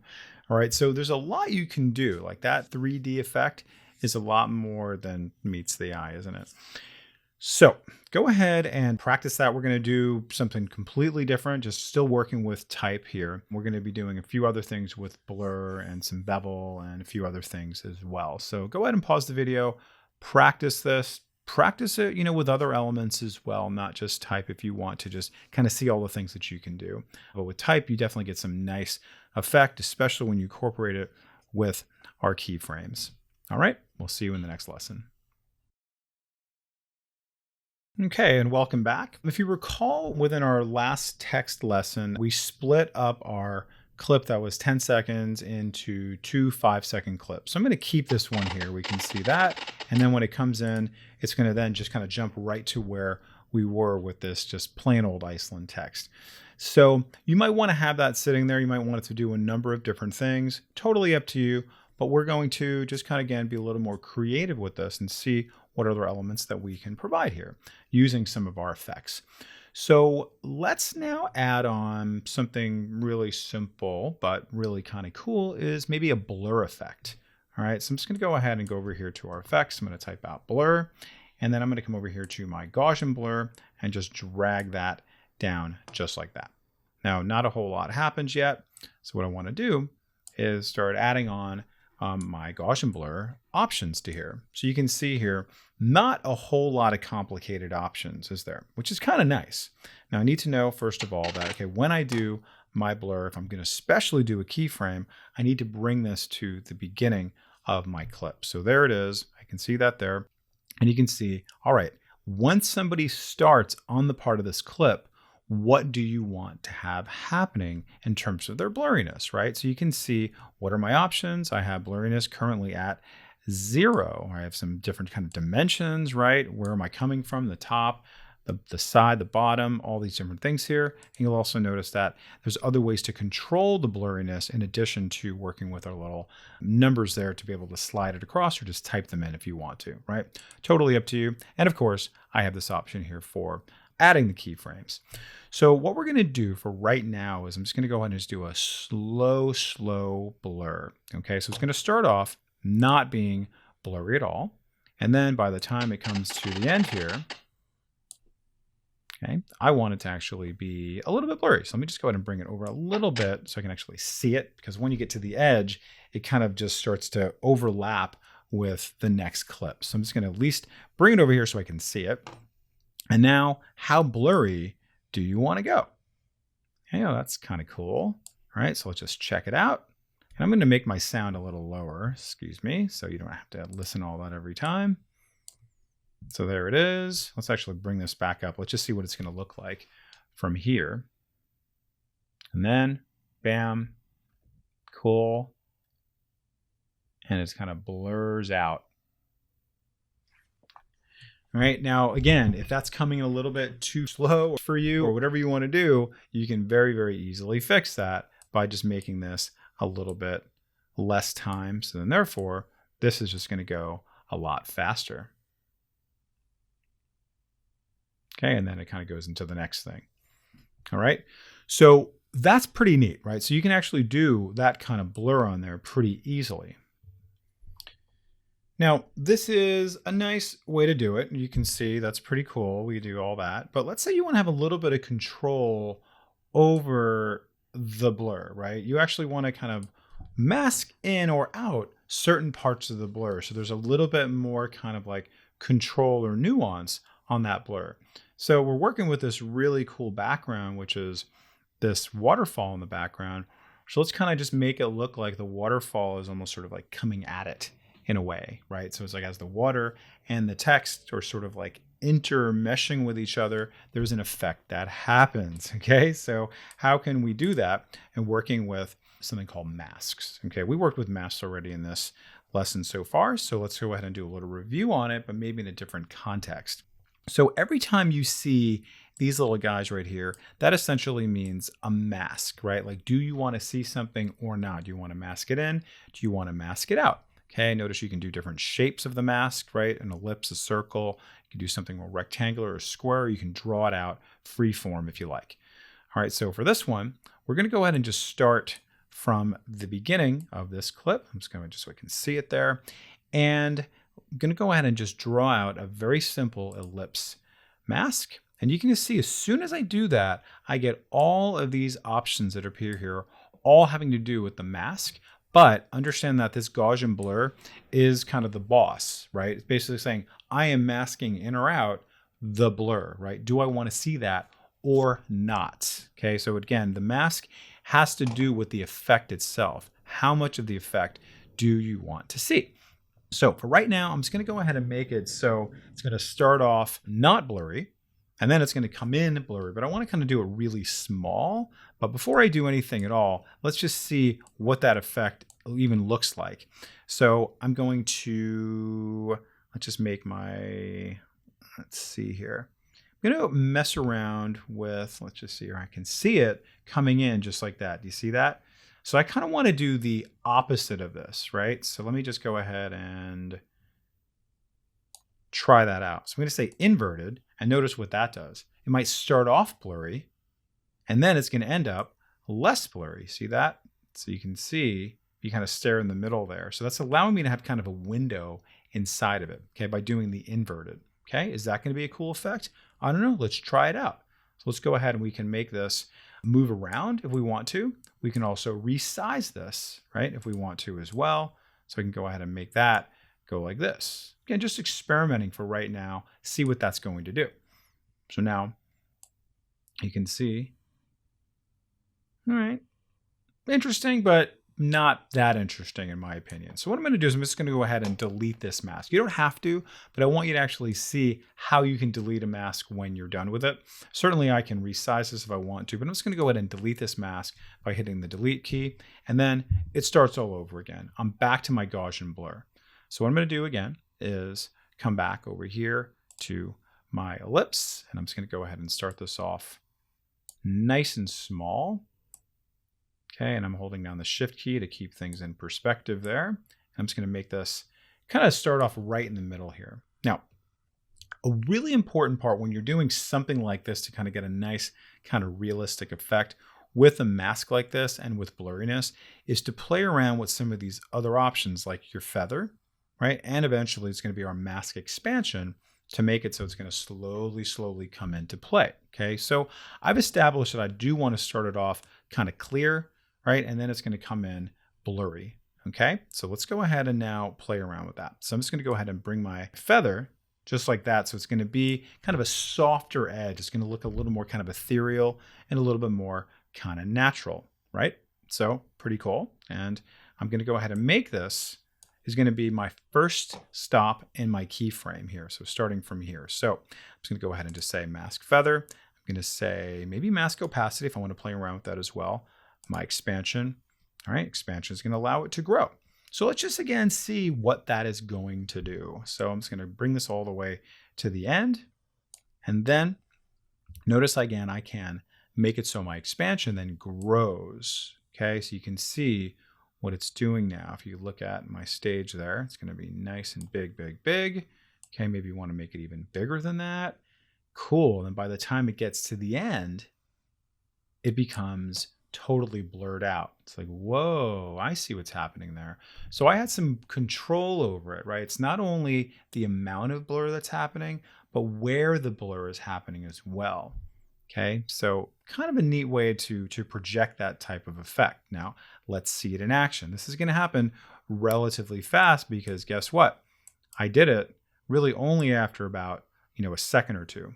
All right, so I'm going to be able to move that around if I want to, but let's just see it kind of come in real fast. And then bam, and now, and then that just kind of gets a little blurry, which I kind of like actually. You can see, whoa, and that just kind of fades away a little bit. Okay, so pretty neat, right? So you can definitely do a lot of different things with not just the effect itself, but when you add on something like a mask, when you add on the mask with the feather, right? When you add on the mask with expanding it, right? So it's actually growing, right? That circle grew from small to big to big to big. So it just kind of ate up the entire text, ultimately making it fully blurry, creating the illusion that like, oh, this is going into the water and it's kind of fading away a little bit. Okay, so in a second, we'll go ahead and do a little bit of an effect around making it potentially disappear, or we're going to do something called blending modes. we'll play around with that in a little bit. Okay, so go ahead and pause the video and we'll see you in the next lesson. In this lesson, we're going to continue working with our text, but we're going to add on a different type of graphic to our text. And this is part of the same lesson because you're going to find the ability to draw graphics in the same area where you're going to find your text. So let me just show you what we're going to create. I'm going to show you how to create it. So let's just go ahead and watch this. We're going to keep that same little bit that we've been working on, that kind of Star Wars effect where it's kind of coming in from outer space. And then we're going to see a little graphic is going to be there, and we're going to watch it kind of grow and sort of underscore that text.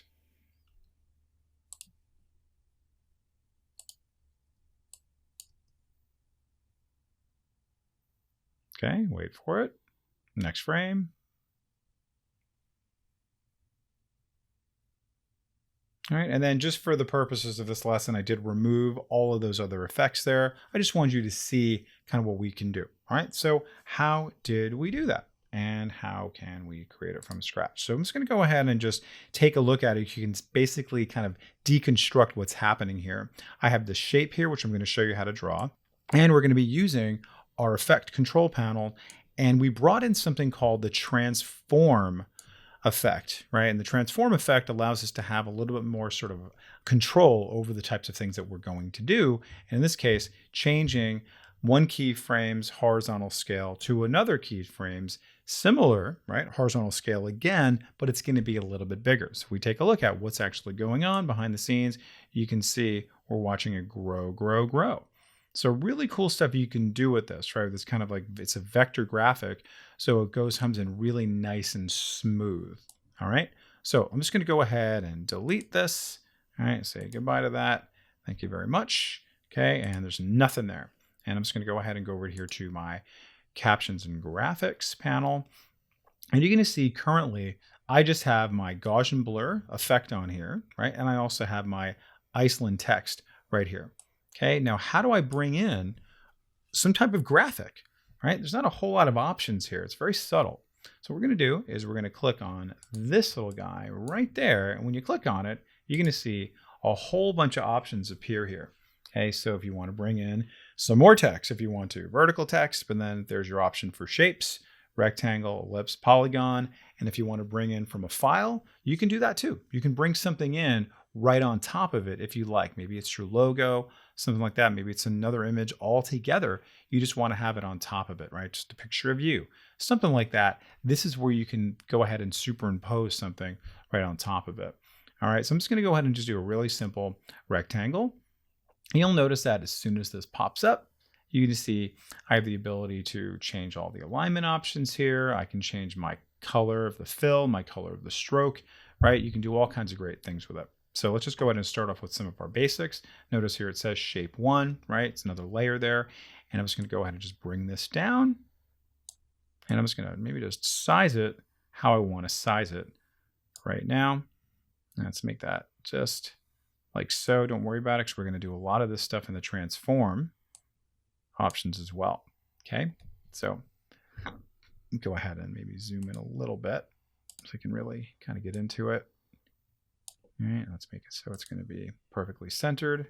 Okay, and now I'm going to bring in my transform effect onto here because it's going to give me more options. And I'm going to apply it to this little bar that I just put on there. So how do I do that? I'm going to go over here to effects, and I've already have transform already put in there. It remembers it. And I'm just going to very simply drag that on top of here. All right, and you do get more options. I know it seems like, wait a second, there's a lot of transformation options already within my graphics and effect controls here, but we are going to get a few more options here. Okay, so now what I'm going to do is I'm going to go ahead and scroll down until I find my shape in there. It's kind of buried, so just keep that in mind, right? Because over here I'm working with my graphics and all these other things here. It's going to be a little bit confusing. I'm going to come down here to my shape, and then here's where I can see, oh, there's my transform. That's great. And then you can see here's the scale option. Now notice that horizontal scale is grayed out. Uh-oh, what do I do? Because I want to be able to actually adjust it so it gets wider, wider, wider.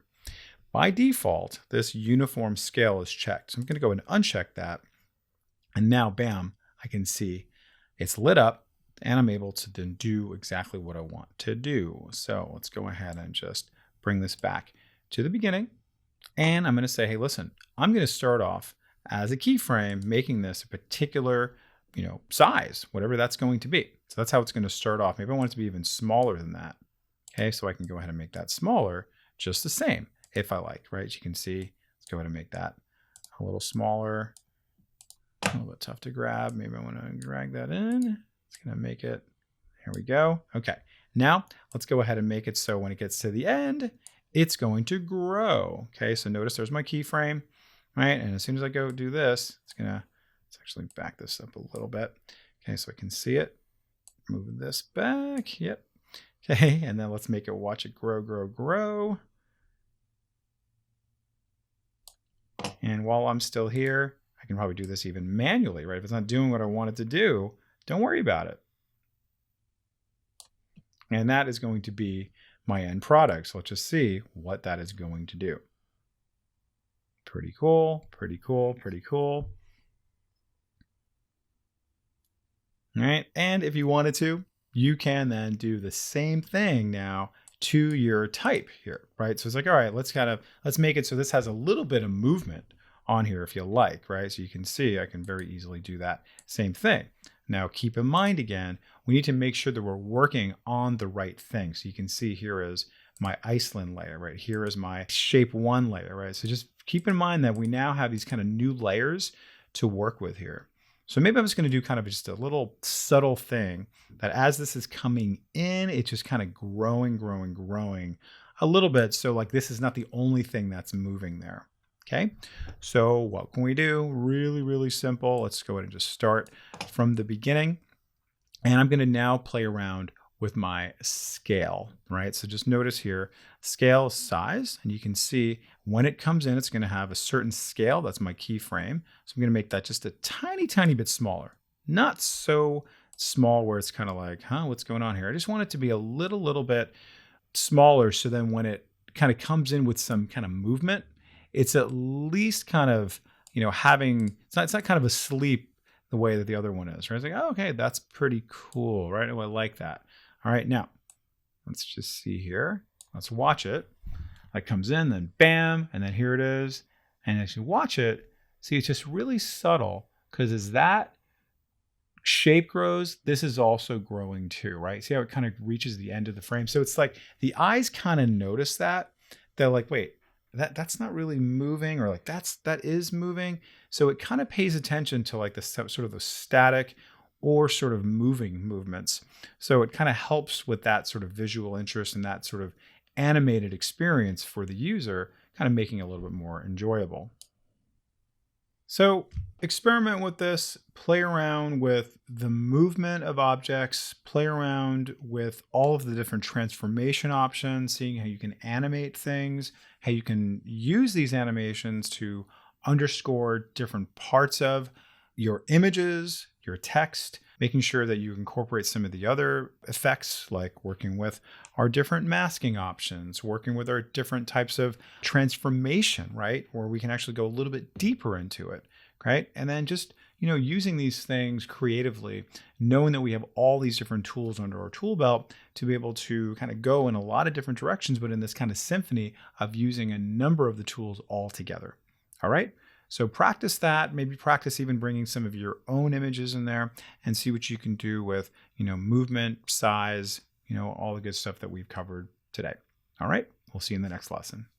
And welcome back. We are going to continue on with our advanced text tips and tools using something that in Photoshop and InDesign and Illustrator, you call a clipping mask. So pretty neat effect. What you can do here is we can make this text be more or less kind of a window through itself to show what's behind it. But that's all it's going to show. It's pretty much going to like mask out everything.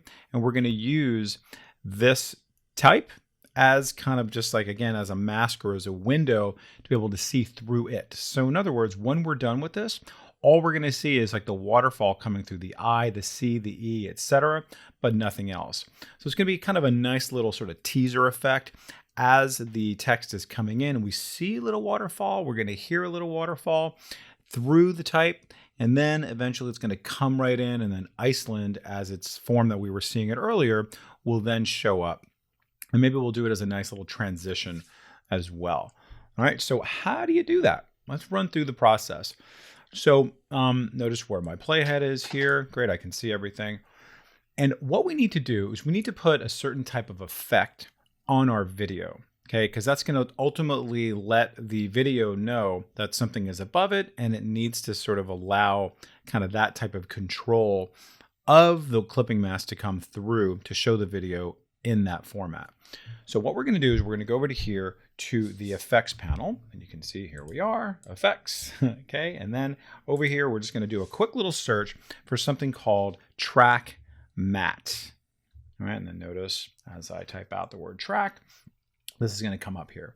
Now, the key here is you want to actually drag the track matte key to the video layer. All right, now it seems kind of counterintuitive, not to the type layer. So I'm just going to go ahead and drag this over here. And not a whole lot happens, nor should anything really be expected to happen. Because what we need to do is we need to go over to our effect controls and then make some changes. So if we scroll down, we're going to see that there is now this track matte key effect put on here. Okay, and there's a few other options here you can see, and of course there's our masking and everything. So what do we need to do in order to make this work? Very simple.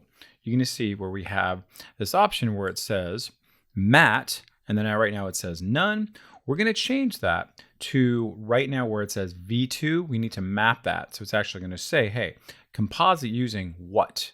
And very simply, I say V2 or video 2, and then like magic, look what we've done. How cool is that? It's that easy. Okay, so just backtracking, we have to actually have our type on top of it. And also just as a little side note, I'm using a nice big blocky text. It tends to work really well, right? And then I just went and did a search under the effects, track matte key, and I dragged it over to the video, right? And then I went over to my effect controls, and then I just changed that, right? Super easy. If I choose reverse, let's see what that does, okay? Kind of the opposite, not the same effect we want, but you can see kind of what it's doing. All right, now let's play it and let's see what that's gonna do. And let's also hear it. Nice little teaser.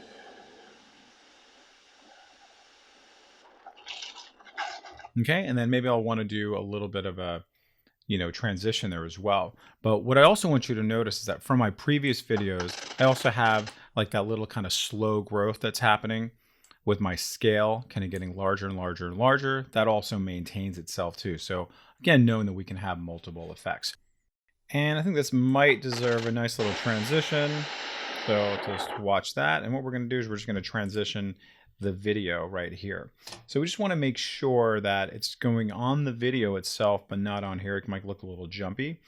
So let's just do our default. So if you recall, we can go over here to our video transitions, and we can see that my default, notice has a little blue square there. It's cross dissolve. And if you want it to be something else, you can just simply right click on it.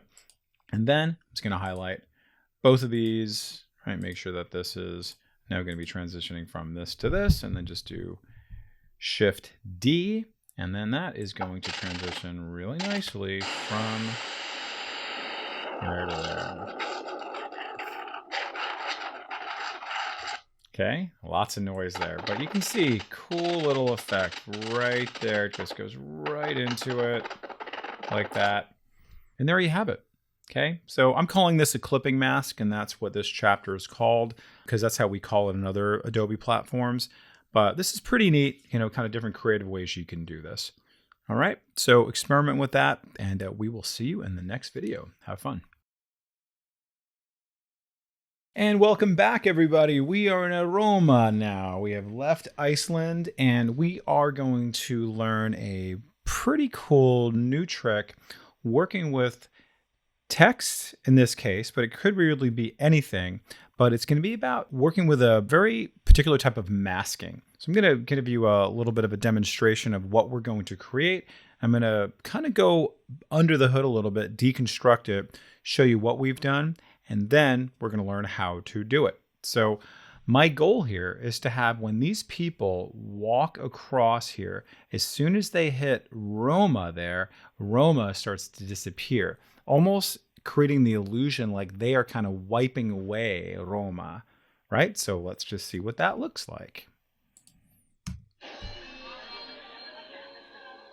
See that? She's kind of wiped it away. All right. And of course, you know, the timing and everything, you can establish how that exactly you want it to look, even the shape of how you want it to look. For the purposes of our exercise, I've just made it a very simple rectangle to be able to do that. Okay. So what's actually going on under the hood here? Let's just kind of deconstruct this, see what we've done, and then let's just see why it's doing it. So I happen to have my text layer right there. And right underneath there, I now have this mask different set of parameters here. And then within that, I have this mask path, and then I have these two keyframes. And the two keyframes are relating to this guy right there. Okay, so basically it's saying, hey, this rectangle is going to move from here to here. Now remember what a mask does, right? It's going to reveal it or it's going to conceal it. In this case, we're making it conceal it. Okay, but we're doing it on a timeline basis. So essentially that rectangle, right, is going to be moving right from here to here. See that it's just kind of following it along there, watching her path as she does that.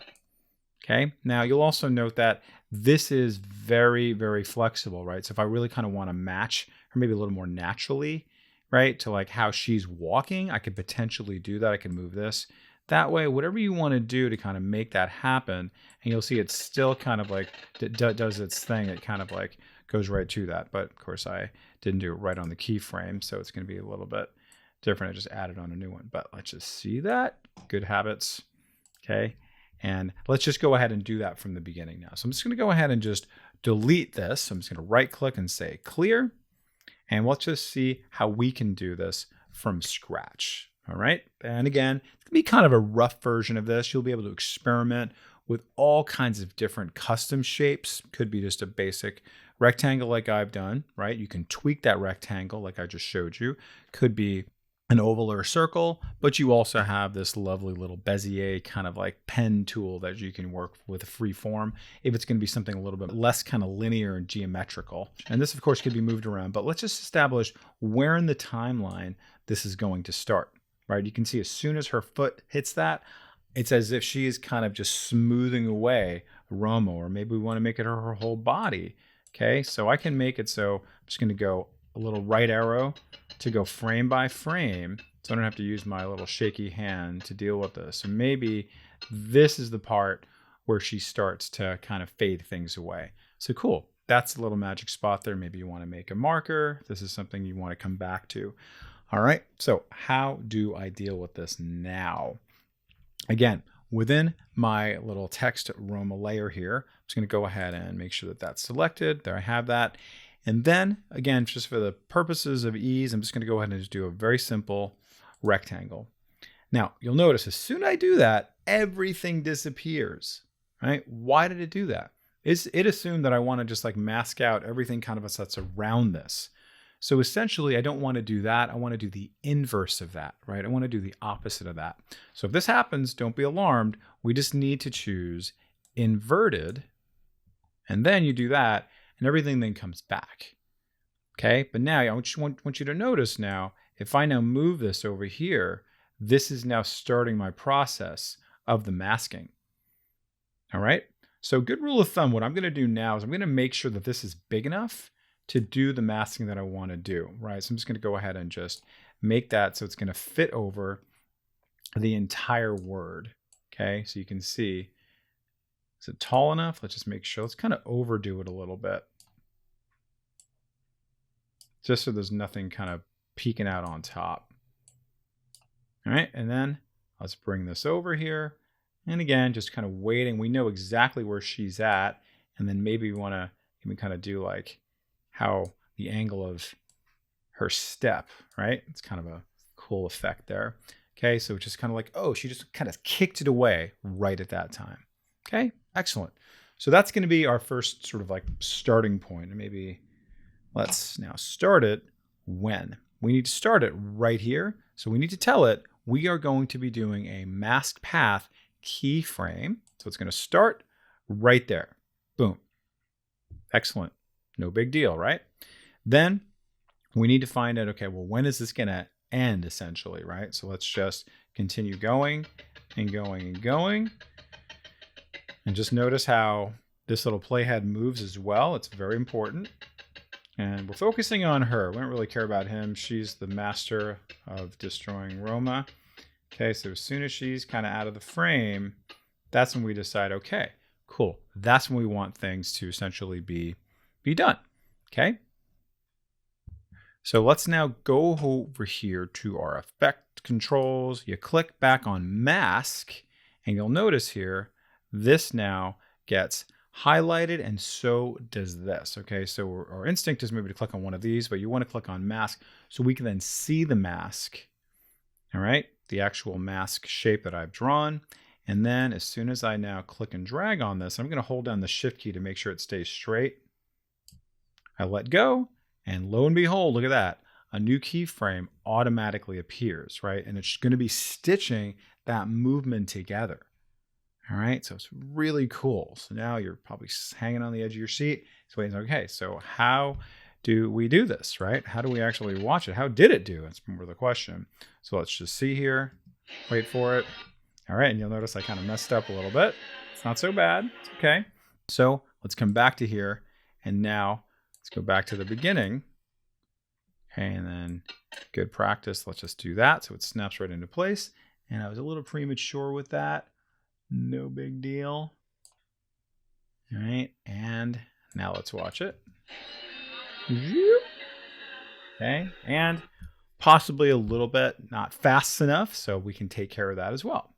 So let's just now bring the keyframe back in a little bit, okay, so we can see like what can be happening here. So it just kind of catches up a little faster. So let's just bring this in just a little bit more. This might be kind of a spice to taste situation. Cool. All right, pretty good. Let's watch it one more time. Nice. Okay, now if you don't want kind of like that sort of like soft thing that's happening, you see it's kind of like it's a little bit kind of eating it up. You can bring down the feathering if you want to as well. So let's go back to original keyframe and let's just bring that down to 0. Okay, great. And now that's going to be just more of like a hard cut through it all.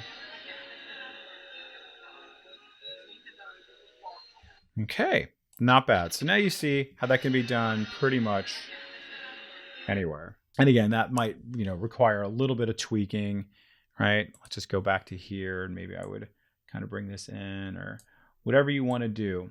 Okay, now keep in mind, if you wanted to, you could also add on some other little nodules here, right? So if I now hold down the control key or the command key on the Mac, you can then kind of control kind of like the little shapes of it. So if you really want to get granular with this, if you hold down the control key and just kind of click, click, click, right? You'll see you can then just get right into it to kind of add in more path points to be able to have a little bit more of a kind of shape that's going to fit your object. Okay, so I can kind of do that or whatever it's going to be. So let's come back to this one, and that might be something I'm going to do here, where I'm going to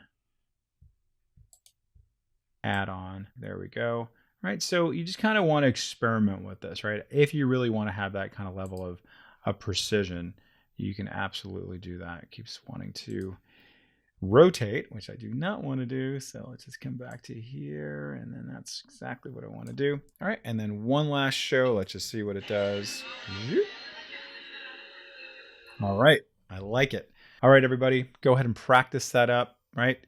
See what you can do with that. Maybe going in a different direction. Maybe you're coming in from the top. Maybe you're using kind of not just people, you're using nature, using an animal, right? Could be so many things, but really, really cool effect. Try it out, and we'll see you in the next lesson.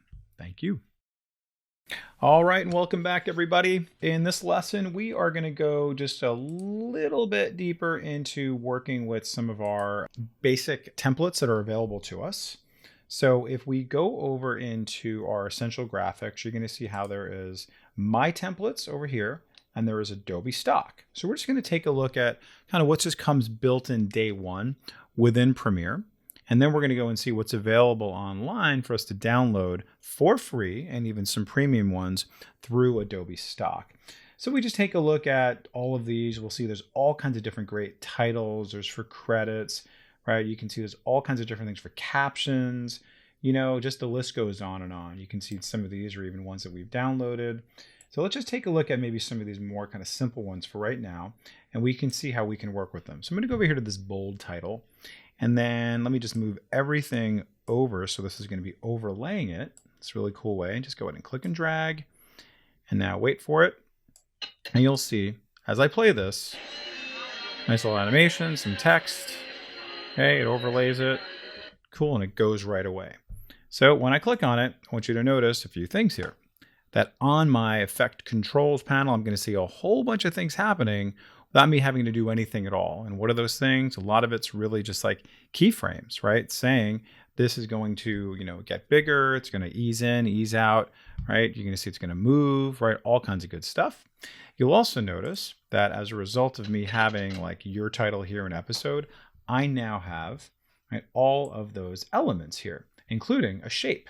Okay, so earlier we talked about the ability to draw out a shape where we were kind of making it sort of underline and kind of going, you know, underneath it, right, and kind of growing, right, and kind of creating that type of animation. This is a really nice way to show your titles as just like a nice little framing. Okay, so that's essentially going to be what? Just a shape with just a stroke and no fill. Okay, so now you can learn from what some of these templates are doing. Now, of course, I do not want this to say your title here. I can very easily change that. So you can see there it is. And then I'm just going to go ahead and just double click on that. I'm going to type out Italy. It's great. And then I'm going to come to here and I'm going to double click on that. I'm going to say Rome. Okay, and then just click over to here and we'll see how that now sticks for me. And it's now my video. I have now borrowed that and it is now my own. Cool, Italy, Rome, and then watch it bounce away. Cool, I love that. And the timing works perfectly with that, gentleman. Okay, so that's one thing you can do, right? So pretty cool. Now, let's go a little bit deeper and talk about how we can get some things within Adobe stock. So let me just go ahead and I'm gonna get rid of this. I'm gonna move this over just a tiny bit, just a scooch. And I'm gonna go over here to Browse now, and I'm gonna go over here to Adobe stock. All right, now I have a certain number of Adobe stock items here because I have chosen free right here. So when I click on free, you're gonna see it's gonna filter it out to just a certain number of them. And the free ones are actually pretty cool. And you'll see that I'm looking at what, about 8 of them here. And if I click on this, I'm gonna see another 8, and the list goes on and on and on. And they're really kind of very diverse and varied in terms of the styles and in terms of the intention of these. Okay, so let me come back to the beginning and let's just take a look at one that you might want to use, right? And just keep in mind also, before you use them, you'll need to actually click on that guy, right, to license and download. Even though they're free, they just need to make sure that you're kind of agreeing to things. All right, so I'm going to use this diagonal title, and you'll notice as I move my mouse over it, I'm getting a little bit of a preview of what it's going to do-ish, right? You can see that one's going to kind of do it. So what I'm going to do now is just simply click and drag and bring this over here and watch it, first of all, to see what this does. Okay, and they just kind of pop out from there. I like it, okay? So far so good. Now, of course, this is not like an educational thing, but they've given me placeholders to be able to put in my own content, right? Which I really like. So what I can do very simply is go back over here to edit, and making sure that this is selected so I can see what in fact I'm editing. And you'll see there's actually quite a bit going on here. We have these individual text items. Okay, we also have these rectangles, right? You can see there's a rectangle there. There is that right there, and then there's that right there. And just notice how it's actually drawn out using the pen tool. Okay, so you can see if you wanted to do some of these things, you can very easily do that yourself. Okay, just like we showed you in previous lessons. All right, now I want this to maybe come out a little bit later. Okay, let's just move this. It's going to snap right to my playhead. Okay, very good. And what else do I want to do? I would like to change this to travel, Italy,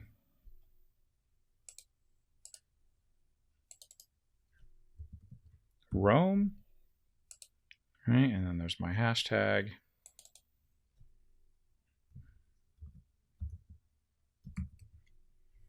Okay, and then click away. And if you can't see the whole thing, by the way, notice how it says fit right there. So you can make that just fit right in there. All right, and if these guys are not doing what you want them to do, you can go ahead and just move them in place. If you want to zoom in a little bit, you'll be able to zoom in and just kind of have a little more control over what we're seeing here. And also keeps wanting me to, definitely loves me to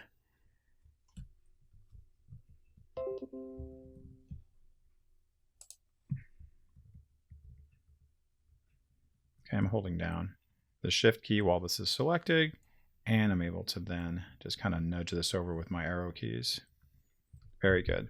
All right, now let's go ahead and have that fit one more time, and let's watch it. This is mine, mine, mine. Cool, little animation, that comes up, that comes up. Love it. Okay, let's watch that one more time.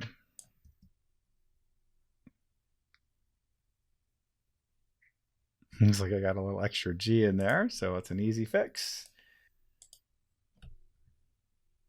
Boop, that's gone. And one more time.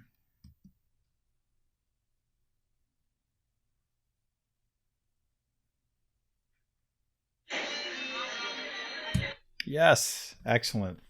Wow, how cool is that? So really what you're going to want to do is you're going to want to just explore a little deeper. There are so many of these, and they're all relatively easy to edit and take in as your own, really. So just experiment with these, go deeper. Maybe you want to pay for some of these. It's totally up to you. But I think what you can get from these as well is you can get some ideas of what's available for you, right? What's available in terms of different creative ideas, right? So there's so much you can do, just like just learning about the little box around it, different kind of animations, different kind of keyframes, right? So many things that you can just kind of like steal from, if you will. Okay, so experiment with that, have fun, and we'll see you in the next lesson. Hello, everybody, and let us now discuss our last lesson of this class, and that's going to be green screen, how to work with green screen. Let's discuss what a green screen is. So sometimes you see people who are, standing in front of some beautiful monument, but they're not really there. Maybe they're standing in front of a weather screen, right? But they're not really there, right? We're going to look at something they're going to be in front of a big, beautiful waterfall, some of the waterfalls that we've seen in this class already. And we're going to have somebody who is not actually at that waterfall appear to be there, okay? Now, this person was filmed in front of a green screen. Okay, it's literally a green screen. And a green screen can be done in many, many ways. Just you can kind of really fake it. A lot of people will just kind of film themselves in front of, a wall that's green, right? You can paint your wall green. Some people will have even like a sheet that's green. Okay, now just keep in mind with things like that, with a sheet or something that's not flat, you may have some kind of lighting issues. So you want to just kind of make sure that your lighting and your shadows and everything are relatively flat and consistent. There are ways to adjust that green screen if it is in fact coming in like that. Now, it doesn't necessarily have to be green, by the way. I'm going to show you the fact that it can be a different color as long as you're actually what we call keying out that particular color. All right, so what I'm going to do is I'm going to go over here to my green screen folder here, my bin, and I'm just going to drag out this green screen clip, MP4, and we'll see here is this guy standing right there. And as we play this video, you'll see, okay, kind of staging it, saying, the great outdoors. Okay, but he's not really outdoors, is he? The great outdoors. Okay, so let's go ahead and make him go outdoors. So how do we do this? Okay, what I'm going to do first of all is get rid of that green screen right behind him, so it really does appear that nothing is behind him. So essentially we're just kind of blocking that out. We are keying that out. So I'm going to go back over to my effects.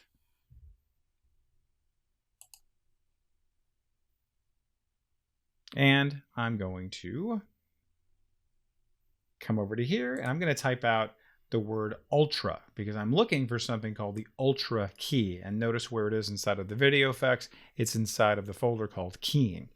So very simply, I'm just going to drag this effect onto my clip. And nothing happens, right? You'd expect it to just go away, but we have to do some extra stuff here to actually make that happen. So I'm going to go over to here to my effect controls, and we'll see, just like we've seen a million times in this class so far, all of our different effects. And now, because I just brought in this ultra key, I just have to do one very simple thing, and that is adjust the key color. And you'll notice here is my little color picker. You can even do a little eyedropper. So what I'm going to do is I'm going to go ahead and click that. And now I could very simply now choose the color that's on here, basically saying, hey, that is the color I want to sort of key out. All right. And just also one thing to note is that when somebody is doing your green screening, make sure they're not wearing something that's kind of similar to what's the background too, because right now it's looking for everything that's this color green and it's going to remove it, right? So it's going to essentially just be transparent.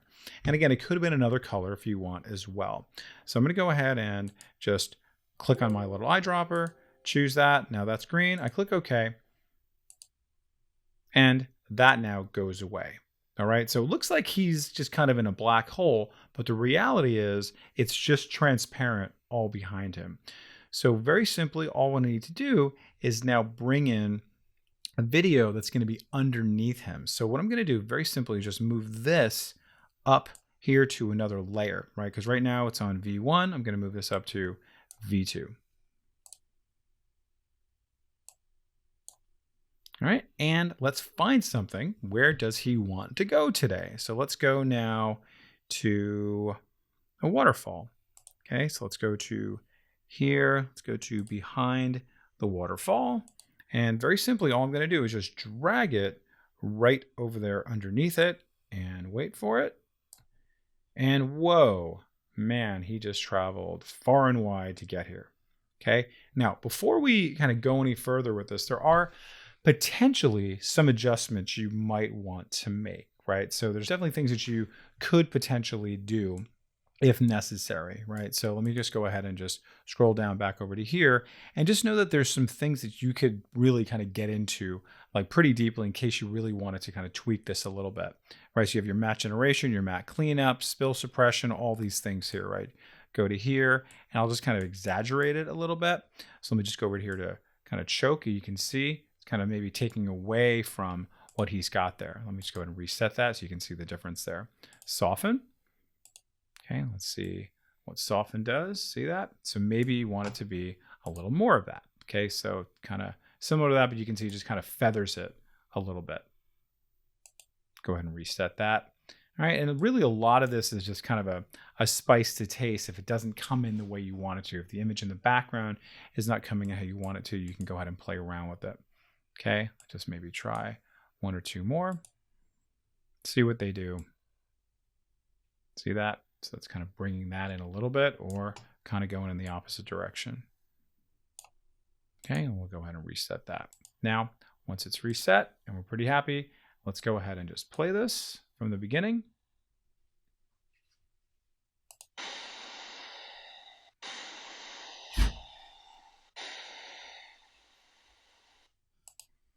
And there you have it. Pretty cool.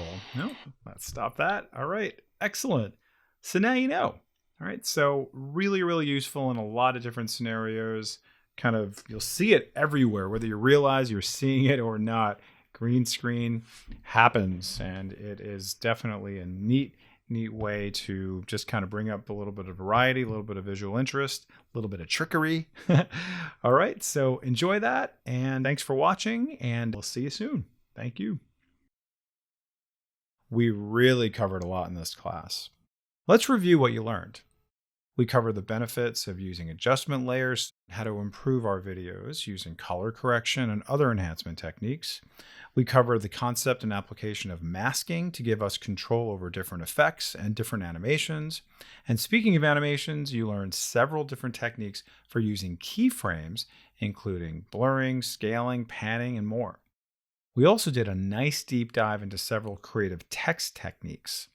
And lastly, you learn how to use green screen to take your viewers to any background imaginable. Please remember to come back to review this video anytime and keep practicing on the courseware files.